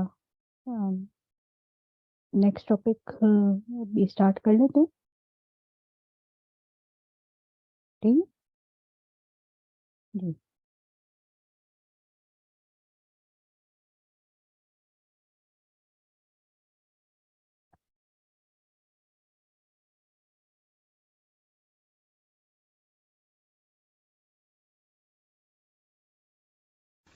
قرات میں نبی صلی اللہ علیہ وسلم کی سنت. پھر نبی صلی اللہ علیہ وسلم سورت فاتحہ کے بعد کوئی اور سورت پڑھتے. کبھی آپ اس سورت یا نماز کو لمبا کرتے، کبھی سفر، کھانسی، بیماری یا بچے کے رونے کی وجہ سے نماز کو کم کر دیتے، جیسا کہ انس بن مالک کہتے ہیں ایک دن رسول اللہ صلی اللہ علیہ وسلم نے نماز فجر پڑھاتے ہوئے نماز ہلکی کر دی، مختصر کر دی. کسی نے پوچھا یا رسول اللہ آپ نے نماز مختصر کیوں کر دی؟ آپ نے فرمایا میں نے ایک بچے کے رونے کی آواز سنی. اب جو سوال کر رہا ہے اس نے نوٹس نہیں کیا، لیکن آپ نے نوٹس کر لیا. میں سمجھا کہ ہو سکتا ہے کہ اس کی ماں ہمارے ساتھ نماز پڑھ رہی ہو، تبھی بچہ بھی آ گیا، اس لیے میں نے چاہا کہ اس کی ماں کو اس کے لیے فارغ کر دوں. سبحان اللہ، یعنی اس سے خوبصورت کوئی چیز ہو سکتی ہے؟ فرض پڑھا رہے تھے آپ، اور وہ ایک تھی اور باقی پوری جماعت تھی. اس کا یہ مطلب نہیں کہ ہر نماز میں کسی بچے کی آواز سنی تو نمازیں پھر جلد بازی میں شروع کر دی، نہیں. اس سے یہ سکھانا مقصود تھا کہ کچھ جگہ ایسی ہوتی ہیں کہ جہاں لوگوں کی بڑی مجبوریاں ہوتی ہیں. مثلاً یہاں پر آپ دیکھیے، جمعہ پڑھنے کے لیے اگر ایک شخص اپنی جاب سے اپنا لنچ آور بھی لیتا ہے تو مسجد جاتے ہوئے 15-20 منٹ لگ گئے، آتے ہوئے 15-20 منٹ لگ گئے، اور اگر خطبہ ہی 1 گھنٹے کا ہوا تو پھر تو وہ پڑھنے سے رہ گیا، تو گیا اس کا جمعہ. حالانکہ نبی صلی اللہ علیہ وسلم کا خطبہ مختصر ہوتا تھا. آج ہمارے ہاں خطبے اتنے لمبے لمبے شروع ہو گئے، تو اس کی وجہ سے کیا ہے کہ پھر بہت سے لوگ چاہتے ہوئے بھی نہیں پہنچتے. تو قصور ان کا نہیں، پھر ہم بیٹھ کے اپنی مجلسوں میں ان کو برا بھلا کہہ رہے ہوتے ہیں. یہ غلط بات ہے. اپنی غلطی دیکھنی چاہیے کہ لوگوں کی سہولت کس میں ہے، وہ اپنا فرض تو ادا کریں. جب وہ یہ ادا کرنے لگیں گے تو پھر ان کو نماز میں جب لطف آنے لگا ایک دفعہ، تو وہ اکیلے میں جب ان کی فرصت ہوگی، چھٹی کا دن ہوگا، لمبی راتیں ہوگی، تو وہ اللہ کے حضور حاضر ہو جائیں گے. لیکن آغاز اس سے نہ کریں، بڑی بڑی پابندیوں سے. امت کے حق میں آپ کا تخفیف پسند کرنا. وَكَانَ يُحِبُّ مَا يُخَفِّفُ عَنْهُمْ، آپ کو اپنی امت کے حق میں تخفیف پسند تھی. باجماعت نماز میں ہلکی قرات. عثمان بن ابی العاص سے روایت ہے کہ جب آپ صلی اللہ علیہ وسلم نے مجھے طائف کا عامل یعنی گورنر بنا کر بھیجا تو آخری بات جو رسول اللہ صلی اللہ علیہ وسلم نے مجھ سے کی وہ یہ تھی کہ آپ نے فرمایا لوگوں کو ہلکی نماز پڑھانا، کیونکہ گورنر کو ہی نماز لیڈ کرنی تھی. یہاں تک کہ آپ نے میرے لیے اقرأ بسم ربک الذی خلق مقرر کی، اور قرآن سے اس کی طرح کی ملتی جلتی صورتیں، یعنی اتنے سائز کی صورتیں. کھانسی یا کسی اور بیماری کی وجہ سے، جیسے پیچھے بھی ہم نے پڑھا کہ نبی صلی اللہ علیہ وسلم سورۃ المومنون پڑھا رہے تھے، حضرت موسیٰ اور ہارون یا عیسیٰ علیہ السلام کے تذکرے پہ پہنچے تو آپ کو کھانسی شروع ہو گئی. آپ نے قرات کو مختصر کر کے رکوع کر لیا. کھانسی میں کیوں قرات مختصر کی، کیوں رکوع کیا؟ یہ بھی ایک ادب ہے تاکہ مقتدیوں کو تکلیف نہ ہو. اور اب تو بعض لوگ مائک کے اندر کھانسنا شروع کر دیتے ہیں. کبھی آپ اگر لیکچر دے رہے ہوں یا آپ نماز پڑھا رہے ہوں اور مائک آپ کے سامنے ہو اور آپ کو کھانسی آ رہی ہو تو مائک سے منہ ہٹا لیجئے تاکہ دوسروں کو اذیت نہ ہو. دوسری بات یہ ہے کہ انسان جب بولتا ہے تو گلا خشک ہوتا چلا جاتا ہے. پہلے ہی گلا خشک ہے، آپ اس کو اور دھکا دے رہے ہیں اور خشک کر رہے ہیں تو قرآن پڑھنے کا حق ادا نہیں ہوگا، صحیح مخارج ادا نہیں ہوگے، سانس پورا نہیں ہوگا، صحیح طور پہ قرآن پڑھا ہی نہیں جائے گا تو حق کا تلاوت ہی تو ہوگا نہیں، تو قرآن کے ادب کے بھی خلاف ہے. تو اس لیے آپ صلی اللہ علیہ وسلم نے اس کو ختم کر کے رکوع کر لیا. کسی بیماری کی وجہ سے ابو ہریرہ رضی اللہ عنہ سے روایت ہے کہ رسول اللہ صلی اللہ علیہ وسلم نے فرمایا جب تم میں سے کوئی شخص لوگوں کو نماز پڑھائے تو تخفیف کرے، یعنی ہلکی نماز پڑھائے، کیونکہ ان میں کمزور، بیمار اور بوڑھے ہوتے ہیں. ان میں کمزور، بیمار اور بوڑھے ہوتے ہیں. اور جب وہ خود اکیلا پڑھے تو جس قدر چاہے طوالت کرے، جتنا چاہے پوری رات کھڑے رہو. آپ اکیلے ہیں، آپ کا اپنا جی چاہتا ہے، لیکن دوسروں کے ساتھ ان کی رعایت کرنی ہوگی. کسی حاجت مند کی حاجت کی وجہ سے. ابو مسعود انصاری سے روایت ہے کہ ایک آدمی نے عرض کیا، اے اللہ کے رسول، اللہ کی قسم میں صبح کی نماز میں فلاں کی وجہ سے دیر سے آتا ہوں، یعنی فلاں شخص جب نماز پڑھاتا ہے تو میں دیر سے آتا ہوں، کیونکہ وہ نماز کو بہت لمبا کر دیتے ہیں. آج کل کے سارے بچے پھر یہی طریقہ اختیار کرتے ہیں. میں نے رسول اللہ صلی اللہ علیہ وسلم کو کبھی نصیحت کے وقت اس دن سے زیادہ غضبناک نہیں دیکھا. اس کے بعد آپ نے فرمایا تم میں سے کچھ لوگ دوسروں کو متنفر کر دیتے ہیں، یعنی بھگا دیتے ہیں، لہٰذا تم میں سے جو شخص بھی لوگوں کو نماز پڑھائے تو ہلکی پڑھائے، کیونکہ مقتدیوں میں کمزور، بوڑھے اور ضرورت مند بھی ہوتے ہیں. کمزور، بوڑھے اور ضرورت مند بھی ہوتے ہیں. اچھا، اسی طرح مقتدیوں کے علاوہ مثلاً آپ اگر کوئی کلاس لے رہے ہیں، کوئی لیکچر دے رہے ہیں، تو اس میں بھی ہر طرح کے اسٹیمنا والے لوگ ہوتے ہیں. تو اس میں صرف 100 کی سپیڈ پر بولتے نہیں چلے جانا چاہیے. آواز میں اتار چڑھا ہونا چاہیے، کہیں رکنا چاہیے، کہیں سوال کرنا چاہیے، کہیں سوال بیچ میں لینا چاہیے. لوگوں کو کمفرٹیبل کرنا چاہیے. اگر آپ نے مثلاً اب یہ کورس اگر میں صرف 1 گھنٹے کی کلاس لوں تو آپ کا یہ کورس 9 ویکس کی بجائے 18 ویکس پہ چلا جائے گا. تو آپ کی سہولت کی خاطر اس کو 1 گھنٹے کی بجائے 2 گھنٹے کا سیشن کر لیا جاتا ہے. ٹھیک ہے, قابل برداشت ہے, لیکن بیچ میں چھوٹی سی بریک, بیچ میں کوشچن آنسر, تو اس سے کیا ہوتا ہے وہ وقت گزرتے پتہ نہیں چلتا. لیکن اگر میں بیٹھنے سے لے کے آخر تک صرف بولتی چلی جاؤں اور بولنے میں بھی کوئی سانس نہ لوں اور کوئی وقفہ نہ دوں, تو سماعت پہ کتنا گراں ہو جائے, کتنی مشکل ہو جائے. اور سمجھنے اور جذب کرنے کے لیے تو وقت ہی نہ رہے, کسی کو نیند آ جائے اور کوئی اپنے آپ کو خود ہی بلاک کر لے. تو اس چیز کا بھی لحاظ رکھنا بہت ضروری ہے. کبھی آواز کا اتار اور چڑھاؤ, کبھی جذبات کو اپیل کرنا, کبھی سنجیدہ بات کرنا, یعنی لوگوں کی نفسیات سمجھنا داعی, معلم, استاد کے لیے بہت ضروری ہے, ورنہ آپ فیض نہیں پہنچا سکتے. اسی طرح بچوں کو جب آپ کو بات سمجھانے لگتے ہیں تو ایک ہی سپیڈ میں بہت جملے نہیں بول دیں, چھوٹے جملے بولیں, چھوٹی بات کریں. ہسبینڈ سے بات کریں, چھوٹی بات کریں, کوشچن کریں, لمبی تقریر نہ کریں. لمبی تقریر سے کک اثر ہونے والا نہیں ہے, الٹا ری ایکشن ہوگا. اچھا, اس میں ہم پھر بلیم دوسرے کو کر رہے ہوتے ہیں کہ دوسرا میری بات نہیں سمجھتا, میں نے تو اتنا ایکسپلین کیا. یہی تو نہیں کرنا تھا. کچھ باتیں ایکسپلین کرنے کی نہیں ہوتی. یعنی جو بات آپ اتنی لمبی چوڑی دلائل سے منوانا چاہتے ہیں وہ رو کے تھوڑی سی دیر میں منوا سکتے ہیں. وہ بھی زیادہ روتے ہیں تو نہیں ہوتا, 1-2 آنسو ٹپکنا کافی ہے. روتے منہ کو چھوڑ کے بھاگ جاتا. بہت ہی اچھا شعر ہے. آپ اپنی اداؤں پہ ذرا غور کریں, ہم اگر عرض کریں گے تو شکایت ہوگی. بالکل. اور پھر ہم بلیم دوسرے کو کر دیتے, اس نے نہیں سنا, وہ نہیں سنتا, وہ نہیں بیٹھتا پاس کے سنے. نبی صلی اللہ علیہ وسلم کی خاص خوبی یہ تھی, اوتی تو جوامع الکلم, کہ مجھے جامع کلمات عطا کیے گئے. یعنی آپ کی خاصیت یہ تھی کہ مختصر الفاظ میں بہت سی بات کہہ جاتے تھے, تو وہ پھر دوسروں پہ بھاری نہیں ہوتی تھی, پھر وہ بات سن لیتے تھے. آپ کے آس پاس بھی کئی ایسے لوگ ہوں گے جن کی بات لوگ سن لیتے ہیں. آپ کی بہنوں میں سے کوئی بہن ہوگی جن کی بات ان کے بچے سن لیتے ہیں. ان سے وہ گر سیکھیے کہ کیوں سنتے ہیں, ان کی بات کیسے سن لیتے ہیں. یعنی یہ چیزیں لوگوں سے سیکھنے کی ہوتی ہیں. یعنی وہ کیا کرتی ہیں کہ وہ سن لیتے ہیں بچے. اور ہمیں اپنی مجلسوں میں بجائے اس کے کہ یہ رونا روتے رہے, بچے نہیں سنتے, یہ نہیں سنتا, وہ نہیں سنتا, یہ سوچیں کہ اچھا اس سنوانے کے لیے کیا کرنا چاہیے. دوسروں سے ٹیکنیک سیکھیں, کیونکہ ہر شخص کے پاس کوئی نہ کوئی اچھی بات ہوتی ہے جو وہ شیئر کرے تو دوسروں کو اس کے تجربے سے فائدہ ہو سکتا ہے. پھر بچے کے رونے کی وجہ سے انس بن مالک کہتے ہیں کہ رسول اللہ صلی اللہ علیہ وسلم ماں کے ساتھ آئے ہوئے بچے کا رونا سنتے, اور آپ نماز میں ہوتے تو ہلکی صورت یا کہا چھوٹی صورت پڑھ لیتے, یعنی جب بچہ ہوتا کوئی. حضرت انس سے مروی ہے کہ ایک مرتبہ نبی صلی اللہ علیہ وسلم نے نماز پڑھاتے ہوئے کسی بچے کے رونے کی آواز سنی اور نماز ہلکی کر دی. ہم لوگ سمجھ گئے کہ آپ نے اس کی ماں کی وجہ سے نماز کو ہلکا کر دیا. یہ اس بچے پر شفقت کا اظہار تھا. پتہ نہیں وہ کیسی ماں یا باپ ہوتے ہیں جو بچوں کو مارتے ہیں. یعنی نبی صلی اللہ علیہ وسلم بچوں سے کیسی شفقت برتتے ہیں کہ ان کے رونے کا بھی لحاظ کرتے ہیں, کہاں یہ کہ ان کو مارا پیٹا جائے.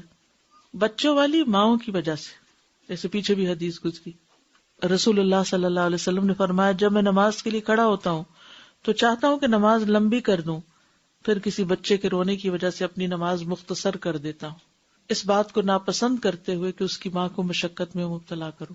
انس بن مالک سے روایت ہے, فرماتے ہیں کہ میں نے کسی امام کے پیچھے نماز نہیں پڑھی جو نبی صلی اللہ علیہ وسلم سے زیادہ مختصر اور اسے مکمل طور پر ادا کرنے والا ہو. یعنی مختصر ہو لیکن ہر چیز مکمل ادا ہو رہی ہو. بے شک آپ بچے کا رونا سن کر نماز ہلکی کر دیتے, اس ڈر سے کہ اس کی ماں فتنے میں نہ پڑ جائے, کہ اس کو توڑنی نہ پڑے نماز. ضعیف کمزور لوگوں کی وجہ سے, یعنی جس امام کو یہ پتا ہو کہ اس کے پیچھے نماز پڑھنے والے ریٹائرڈ لوگ ہی ہیں, تو اس کو نماز مختصر کرنی چاہیے. کیونکہ جو لوگ بزرگ ہوتے چلے جاتے ہیں, گھٹنوں میں مسئلے, ٹخنوں میں مسئلے, کھڑے نہیں ہو سکتے, بیلنس نہیں ہے, اتنا سٹیمنا نہیں ہے, اتنا جاگ نہیں سکتے, اتنی دیر فوکس نہیں کر سکتے, تو پھر اس صورت میں نماز مختصر ہونی چاہیے. عثمان بن ابی عاص رضی اللہ عنہ سے مروی ہے, کہتے ہیں کہ نبی صلی اللہ علیہ وسلم نے مجھے طائف بھیجتے وقت سب سے آخر میں جو وصیت کی تھی وہ یہ تھی کہ آپ نے فرمایا اپنی نماز مختصر پڑھانا اور لوگوں کو ان میں سے سب سے کمزور آدمی پر قیاس کرنا، کیونکہ لوگوں میں چھوٹے یعنی بچے، بوڑھے اور کمزور اور ضرورت مند بھی ہوتے ہیں جن کی واقعی حقیقی نیڈ ہوتی ہے کہ انہیں کسی کام پہ پہنچنا ہے یا کچھ اور کرنا ہے سفر کی وجہ سے۔ عقبہ بن عامر رضی اللہ عنہ کہتے ہیں کہ میں ایک سفر میں رسول اللہ صلی اللہ علیہ وسلم کی اونٹنی کی نکیل پکڑے چل رہا تھا کہ آپ نے مجھ سے فرمایا، اے عقبہ کیا میں تمہیں بہترین پڑھی گئی صورتیں نہ سکھا دوں ڈرائیونگ کرتے ہوئے؟ چنانچہ آپ نے مجھے قل اعوذ برب الفلق اور قل اعوذ برب الناس سکھائیں۔ کہتے ہیں کہ آپ نے محسوس کیا کہ میں ان پر کچھ بہت زیادہ خوش نہیں ہوا، یعنی چھوٹی چھوٹی صورتیں سکھائی ہیں، حرص تھی نا ان کی لمبی سیکھنے کی۔ پھر جب رسول اللہ صلی اللہ علیہ وسلم صبح کی نماز کے لیے اترے اور لوگوں کو صبح کی نماز پڑھائی تو نماز میں یہی 2 صورتیں تلاوت کی، یعنی یہ چھوٹی ہیں لیکن بہت جامع ہیں۔ پہلی صورت میں دنیا کی 3 بڑی مشکلات سے پناہ مانگی گئی، قل اعوذ برب الفلق من شر ما خلق ومن شر غاسق اذا وقب ومن شر النفاثات فی العقد ومن شر حاسد اذا حسد۔ دنیا میں اگر آپ دیکھیں تو مسائل کی کثرت انہی وجوہات، یعنی جادو، نفاثات فی العقد، حسد۔ تو اب یہ جو ہیں یہ ہماری دنیاوی تکلیفوں کا ازالہ ہے۔ پھر اللہ تعالیٰ کی 3 صفات ہیں سورۃ الناس میں، قل اعوذ برب الناس ملک الناس الہ الناس، اور پھر من شر الوسواس الخناس، وسواس الخناس شیطان ہے، دنیا میں تو تکلیف دیتا ہے لیکن اصل اس کا ہدف کیا ہے کہ وہ اپنے ساتھ جہنم میں لے جانا چاہتا ہے۔ الذی یوسوس فی صدور الناس من الجنۃ والناس، اور لوگوں کو بھی اپنے ساتھ ملا لیتا ہے تاکہ وہ بھی پریشان کریں آپ کو۔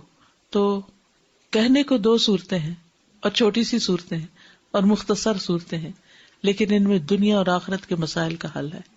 شیطان ہماری آخرت برباد کرنا چاہتا ہے اور حاسد ہماری دنیا برباد کرنا چاہتا ہے، تو ان دونوں کے شر سے پناہ مانگنے کے لیے، کیونکہ حاسد ہی پھر جادو وغیرہ کے چکر میں پڑتا ہے اور مختلف طرح سے نقصان دیتا ہے۔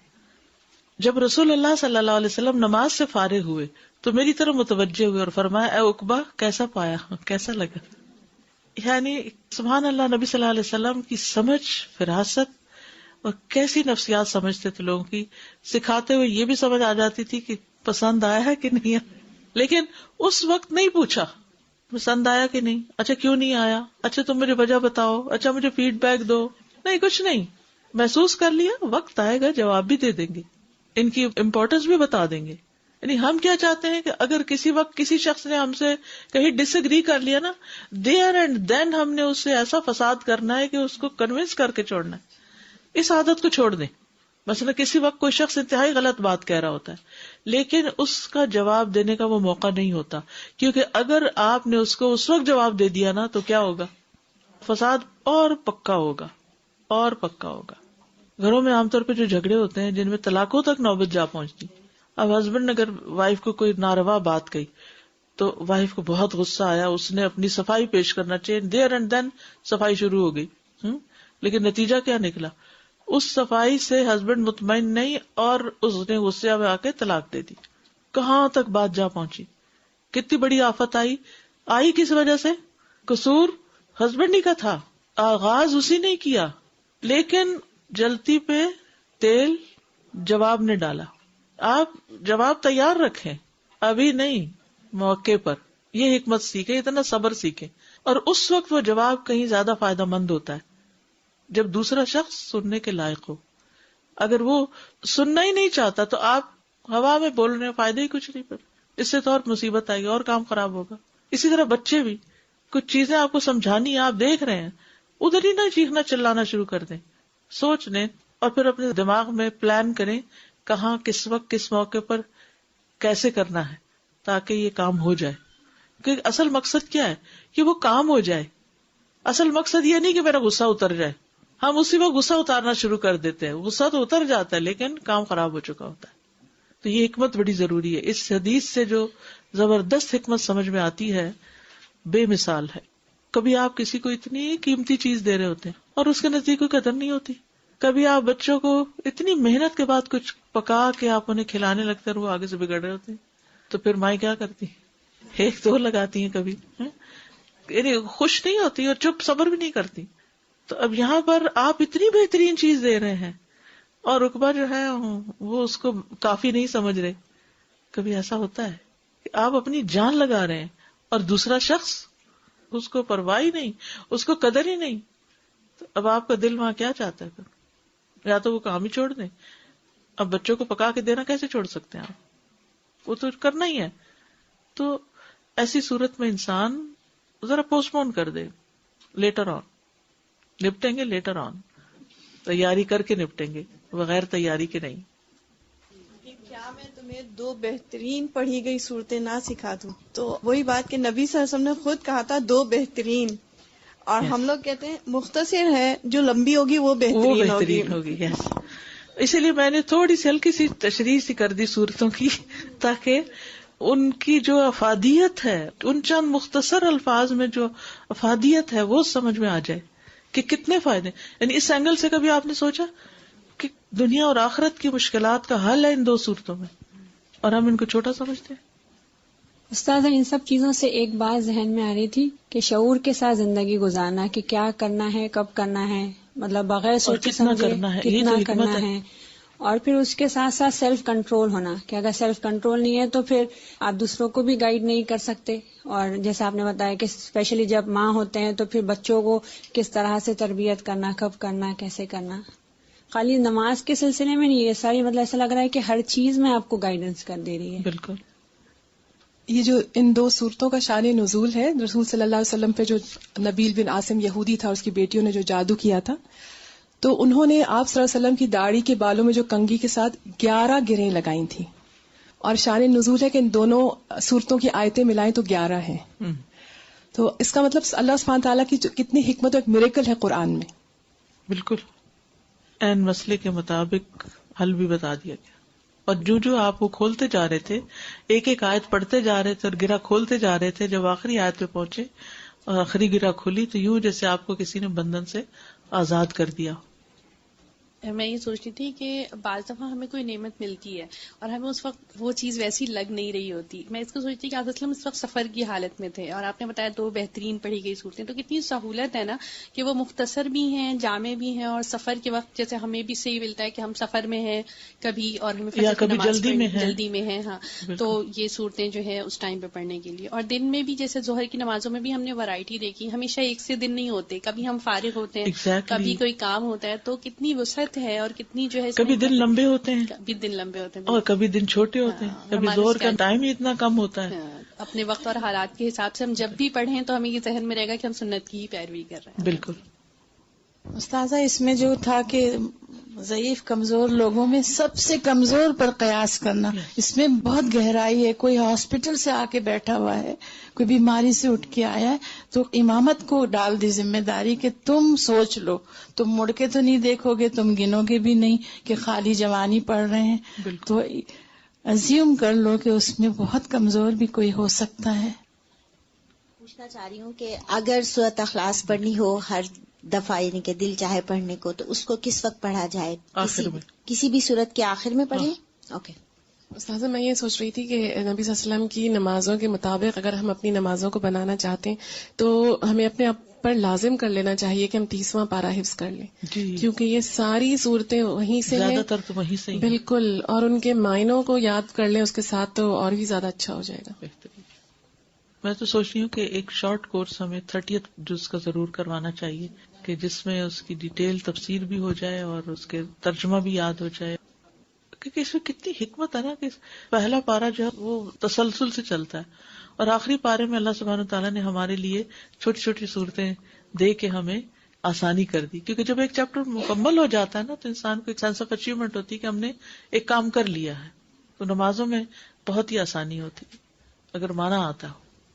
جیسے کل ہم نے پڑھا تھا کچھ آیات بھی پڑھ سکتے ہیں, تو آیات تسلسل میں آج ہی صبح میں پڑھ رہی تھی, تو کچھ سورہ بقرہ کی آیات شروع میں آ رہی ہیں, پھر آیت الکرسی آتی ہے, پھر لاسٹ آیات آتی ہیں, تو کیا ہم ان سب کو ایک رکعت میں پڑھ سکتے ہیں یا بس تسلسل سے؟ یعنی ایک رکعت میں ساری نہ پڑھیں, ایک رکعت میں ایک ہی حصہ پڑھیں, کیونکہ ورنہ یہ ہوگا کہ آپ نے اس میں تبدیلی کر دی نا. اگر ایک سورت ایک پڑھی پھر دوسری الگ پڑھ لی وہ تو ٹھیک ہے. نماز پڑھتے ہوئے سورتوں کی ترتیب ضروری ہے؟ نہیں, کہیں آیا کہیں بھی نہیں آیا. ویسے ہر کام سیکوینس میں اچھا ہوتا ہے، لیکن کبھی یہ یاد رکھنا، مجھے تو اکثر کنفیوژن آتی یہ پہلے تھی سورت یا یہ پہلے تھی. تو اب اسی چکر میں پڑھ کے انسان وہ پڑھے ہی نہ، تو مختلف صورتیں پڑھتا رہے نا انسان، تو نماز کی کوالٹی اچھی ہوتی ہے. ایک ہی صورت روز پڑھے تو وہ اور بات ہوتی. ایک رکعت میں 2 صورتیں پڑھ سکتے ہیں، ایک صورت دوسری رکعت میں بھی جی پڑھ سکتے ہیں. نماز پڑھ رہے ہوتے ہیں، بچے پیچھے سے آوازیں دینا شروع کرتے ہیں، تو پورے گھر میں ڈھونڈ بھی رہے ہوتے ہیں، تو ہم کیا زور زور سے پڑھ کے انہیں بتا سکتے ہیں کہ ہم تلاوت نماز ذرا سی اونچی کر لیں، اونچی آواز تلاوت اونچی کر لیں.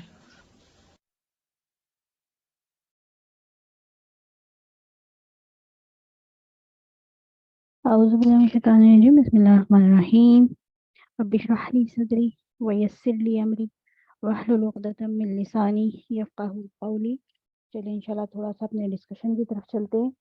اور آپ لوگوں نے دیکھا ہوگا کہ کتنی زیادہ جز 30 کی امپورٹنس معلوم ہوتی ہے آج کے لیسن سے، کہ اگر جب تک ہمیں صورتیں یاد نہیں ہوں گی تو ہم کس طرح سے اس سنت کے مطابق جو ہے اپنی نمازوں کو بنا سکیں گے نا. تو کوشش یہی کرنی ہے کہ جز 30 کو جہاں تک ہو سکے اس کو حفظ کرنے کی کوشش کرنی ہے. تو نبی صلی اللہ علیہ وآلہ وسلم ظہر اور عصر کی نماز میں کن صورتوں کی قراءت کیا کرتے تھے؟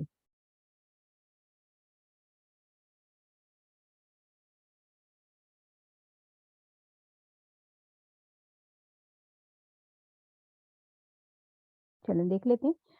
نبی صلی اللہ ظہر کی نماز میں سورۃ اللیل، سورۃ انشقاق، البروج، طارق، اس طرح کی نماز. ٹھیک ہے، جزاک اللہ خیر کثیر، بارک اللہ فیکی.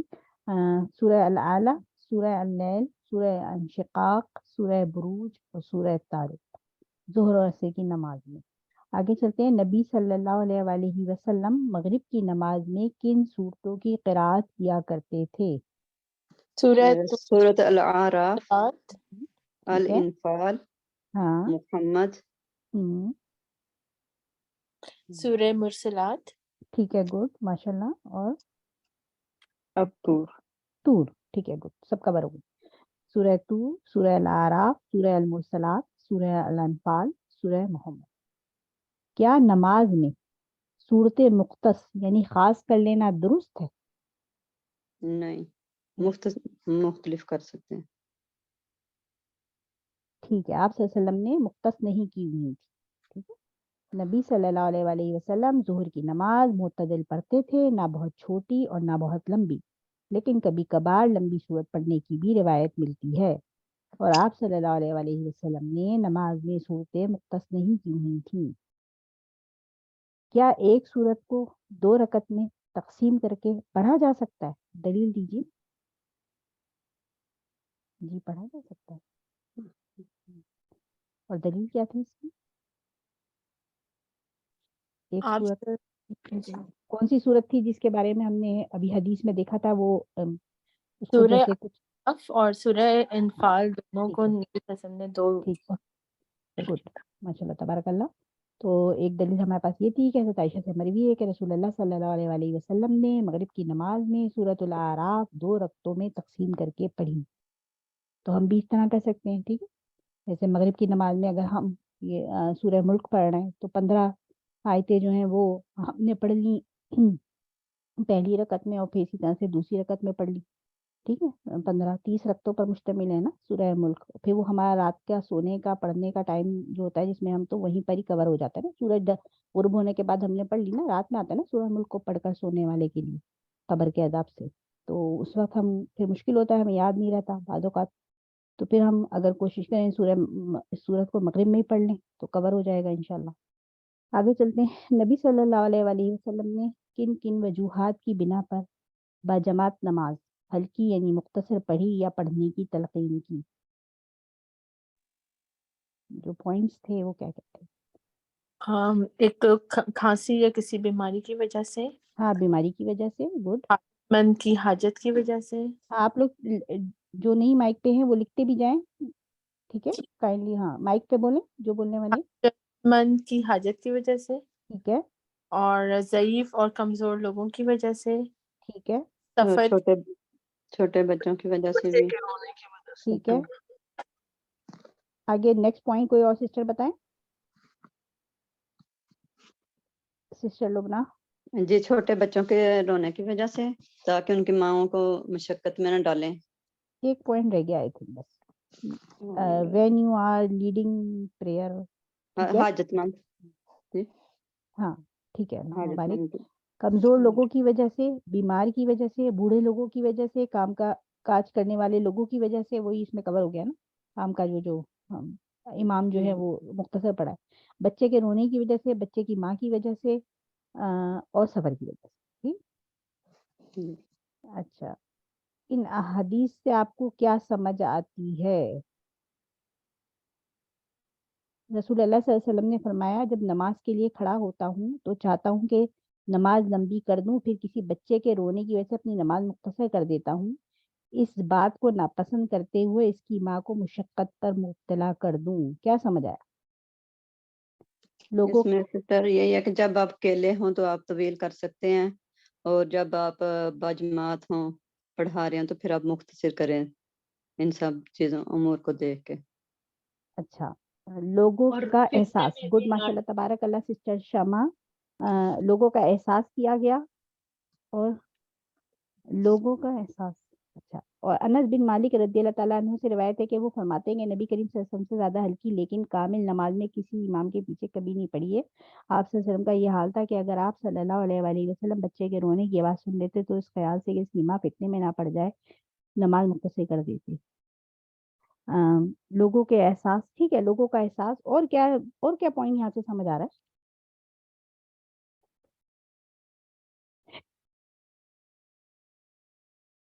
سبین اظہر. سبین اظہر, آپ اپنا مائک کھولیں. جی السلام علیکم. وعلیکم السلام. جی مجھے یہ سمجھ میں آیا کہ مطلب نبی کریم صلی اللہ علیہ وسلم نے جیسے کہا کہ ان کے ساتھ ہم جیسے پڑھتے تھے ان کے مطابق, تو ہم اکیلے میں جب پڑھیں تو لمبی پڑھ سکتے ہیں, اور کسی کے ساتھ پڑھے ہوں, کوئی جماعت میں ہو یا کسی طرح بھی پڑھے ہوں ہم لوگ, تو اس وقت طویل کر دینی چاہیے اگر کسی بچے کی رونے کی آواز آئے, تاکہ اس ماں کو تکلیف نہ ہو اور دوسرے لوگوں کی بھی نماز اس طرح خراب نہ ہو. اچھا ٹھیک ہے, اللہ مبارک. پھر وہی لوگوں کا احساس اس کے اندر آ گیا. تو سب سے بڑی بات کہ امام کا کس طرح ہونا. ایک امام کا سوچ, اس کی سوچ دیکھیں کہ وہ سب کو ساتھ لے کے چل رہا ہے. اس وقت اس نے ایسے نہیں کیا کہ بس صرف اپنا ہی کردار ادا کرتا رہا امامت کا, پوری رعایا کو ساتھ لے کے چل رہا ہے, سب کا خیال کرتے ہوئے نماز کو چھوٹا یا لمبا کر رہا ہے. آپ صلی اللہ علیہ وسلم کبھی چھوٹا بھی کرتے تھے اور کبھی لمبا بھی کرتے تھے. ٹھیک ہے, تو ایک لیڈر کا رول سمجھ آتا ہے یہاں پر کہ وہ کتنا زیادہ عقل مند ہے یا کتنا زیادہ وہ حکمت سے کام کر رہا ہے. ٹھیک ہے, اس پر استاذہ نے کافی زیادہ یہاں پر ہم لوگوں کو بھی آخر میں بتایا تھا نا, اور بہت سارے پوائنٹس استاذہ نے اس میں دیے تھے. ٹھیک ہے, ٹائم ہمارا اوور ہوتا جا رہا ہے. آپ لوگوں میں سے کسی کا کوئی اور پوائنٹ ہو تو مینشن کر سکتے ہیں, ورنہ پھر کلاس کو ہم یہیں پہ کنکلوڈ کر لیں.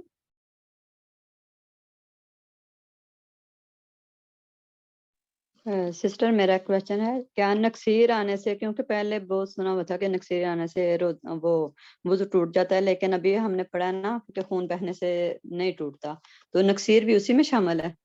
ہاں جی, نکسیر بھی اسی میں شامل ہے, خون بہنے سے جو ہے وہ نہیں ٹوٹتا. جی جزاک اللہ خیر. اللہ یہ کہ سبھی لائن سے کچھ نکلے تو. چلیں یہیں پہ ختم کر لیتے ہیں. ان کے لیے ایک انسان کی پرابلم بھی اٹھانی اہمیت رکھتی ہے جتنا ایک اجماع یعنی گروپ آف پیپل کی. ٹھیک ہے, گڈ, ماشاء اللہ تبارک اللہ. سسٹر ریحانہ نے لکھا ہے کہ ایک بندے کی تکلیف کو دیکھتے ہوئے بھی وہ یہی کر رہے تھے. آپ دیکھ سکتے ہیں حج میں آپ صلی اللہ علیہ وسلم کا کیا کردار تھا نا, کہ کس طرح سے حضرت عائشہ کا ہار کھویا تھا اور پیچھے سے کیا کچھ ہوا تھا. پھر اسی طرح سے ایک اور جگہ پانی کی سہولت نہیں تھی اور پھر تیمم کی آیتیں نازل ہو گئی تھی, اور ایک جگہ آپ صلی اللہ علیہ وسلم نے پورے قافلے کو رک جانے کا حکم دیا تھا. ٹھیک ہے, تو ایک جو امیر ہوتا ہے وہ سب کو ساتھ لے کر چل رہا ہوتا ہے. ٹھیک ہے, ماشاء اللہ تبارک اللہ.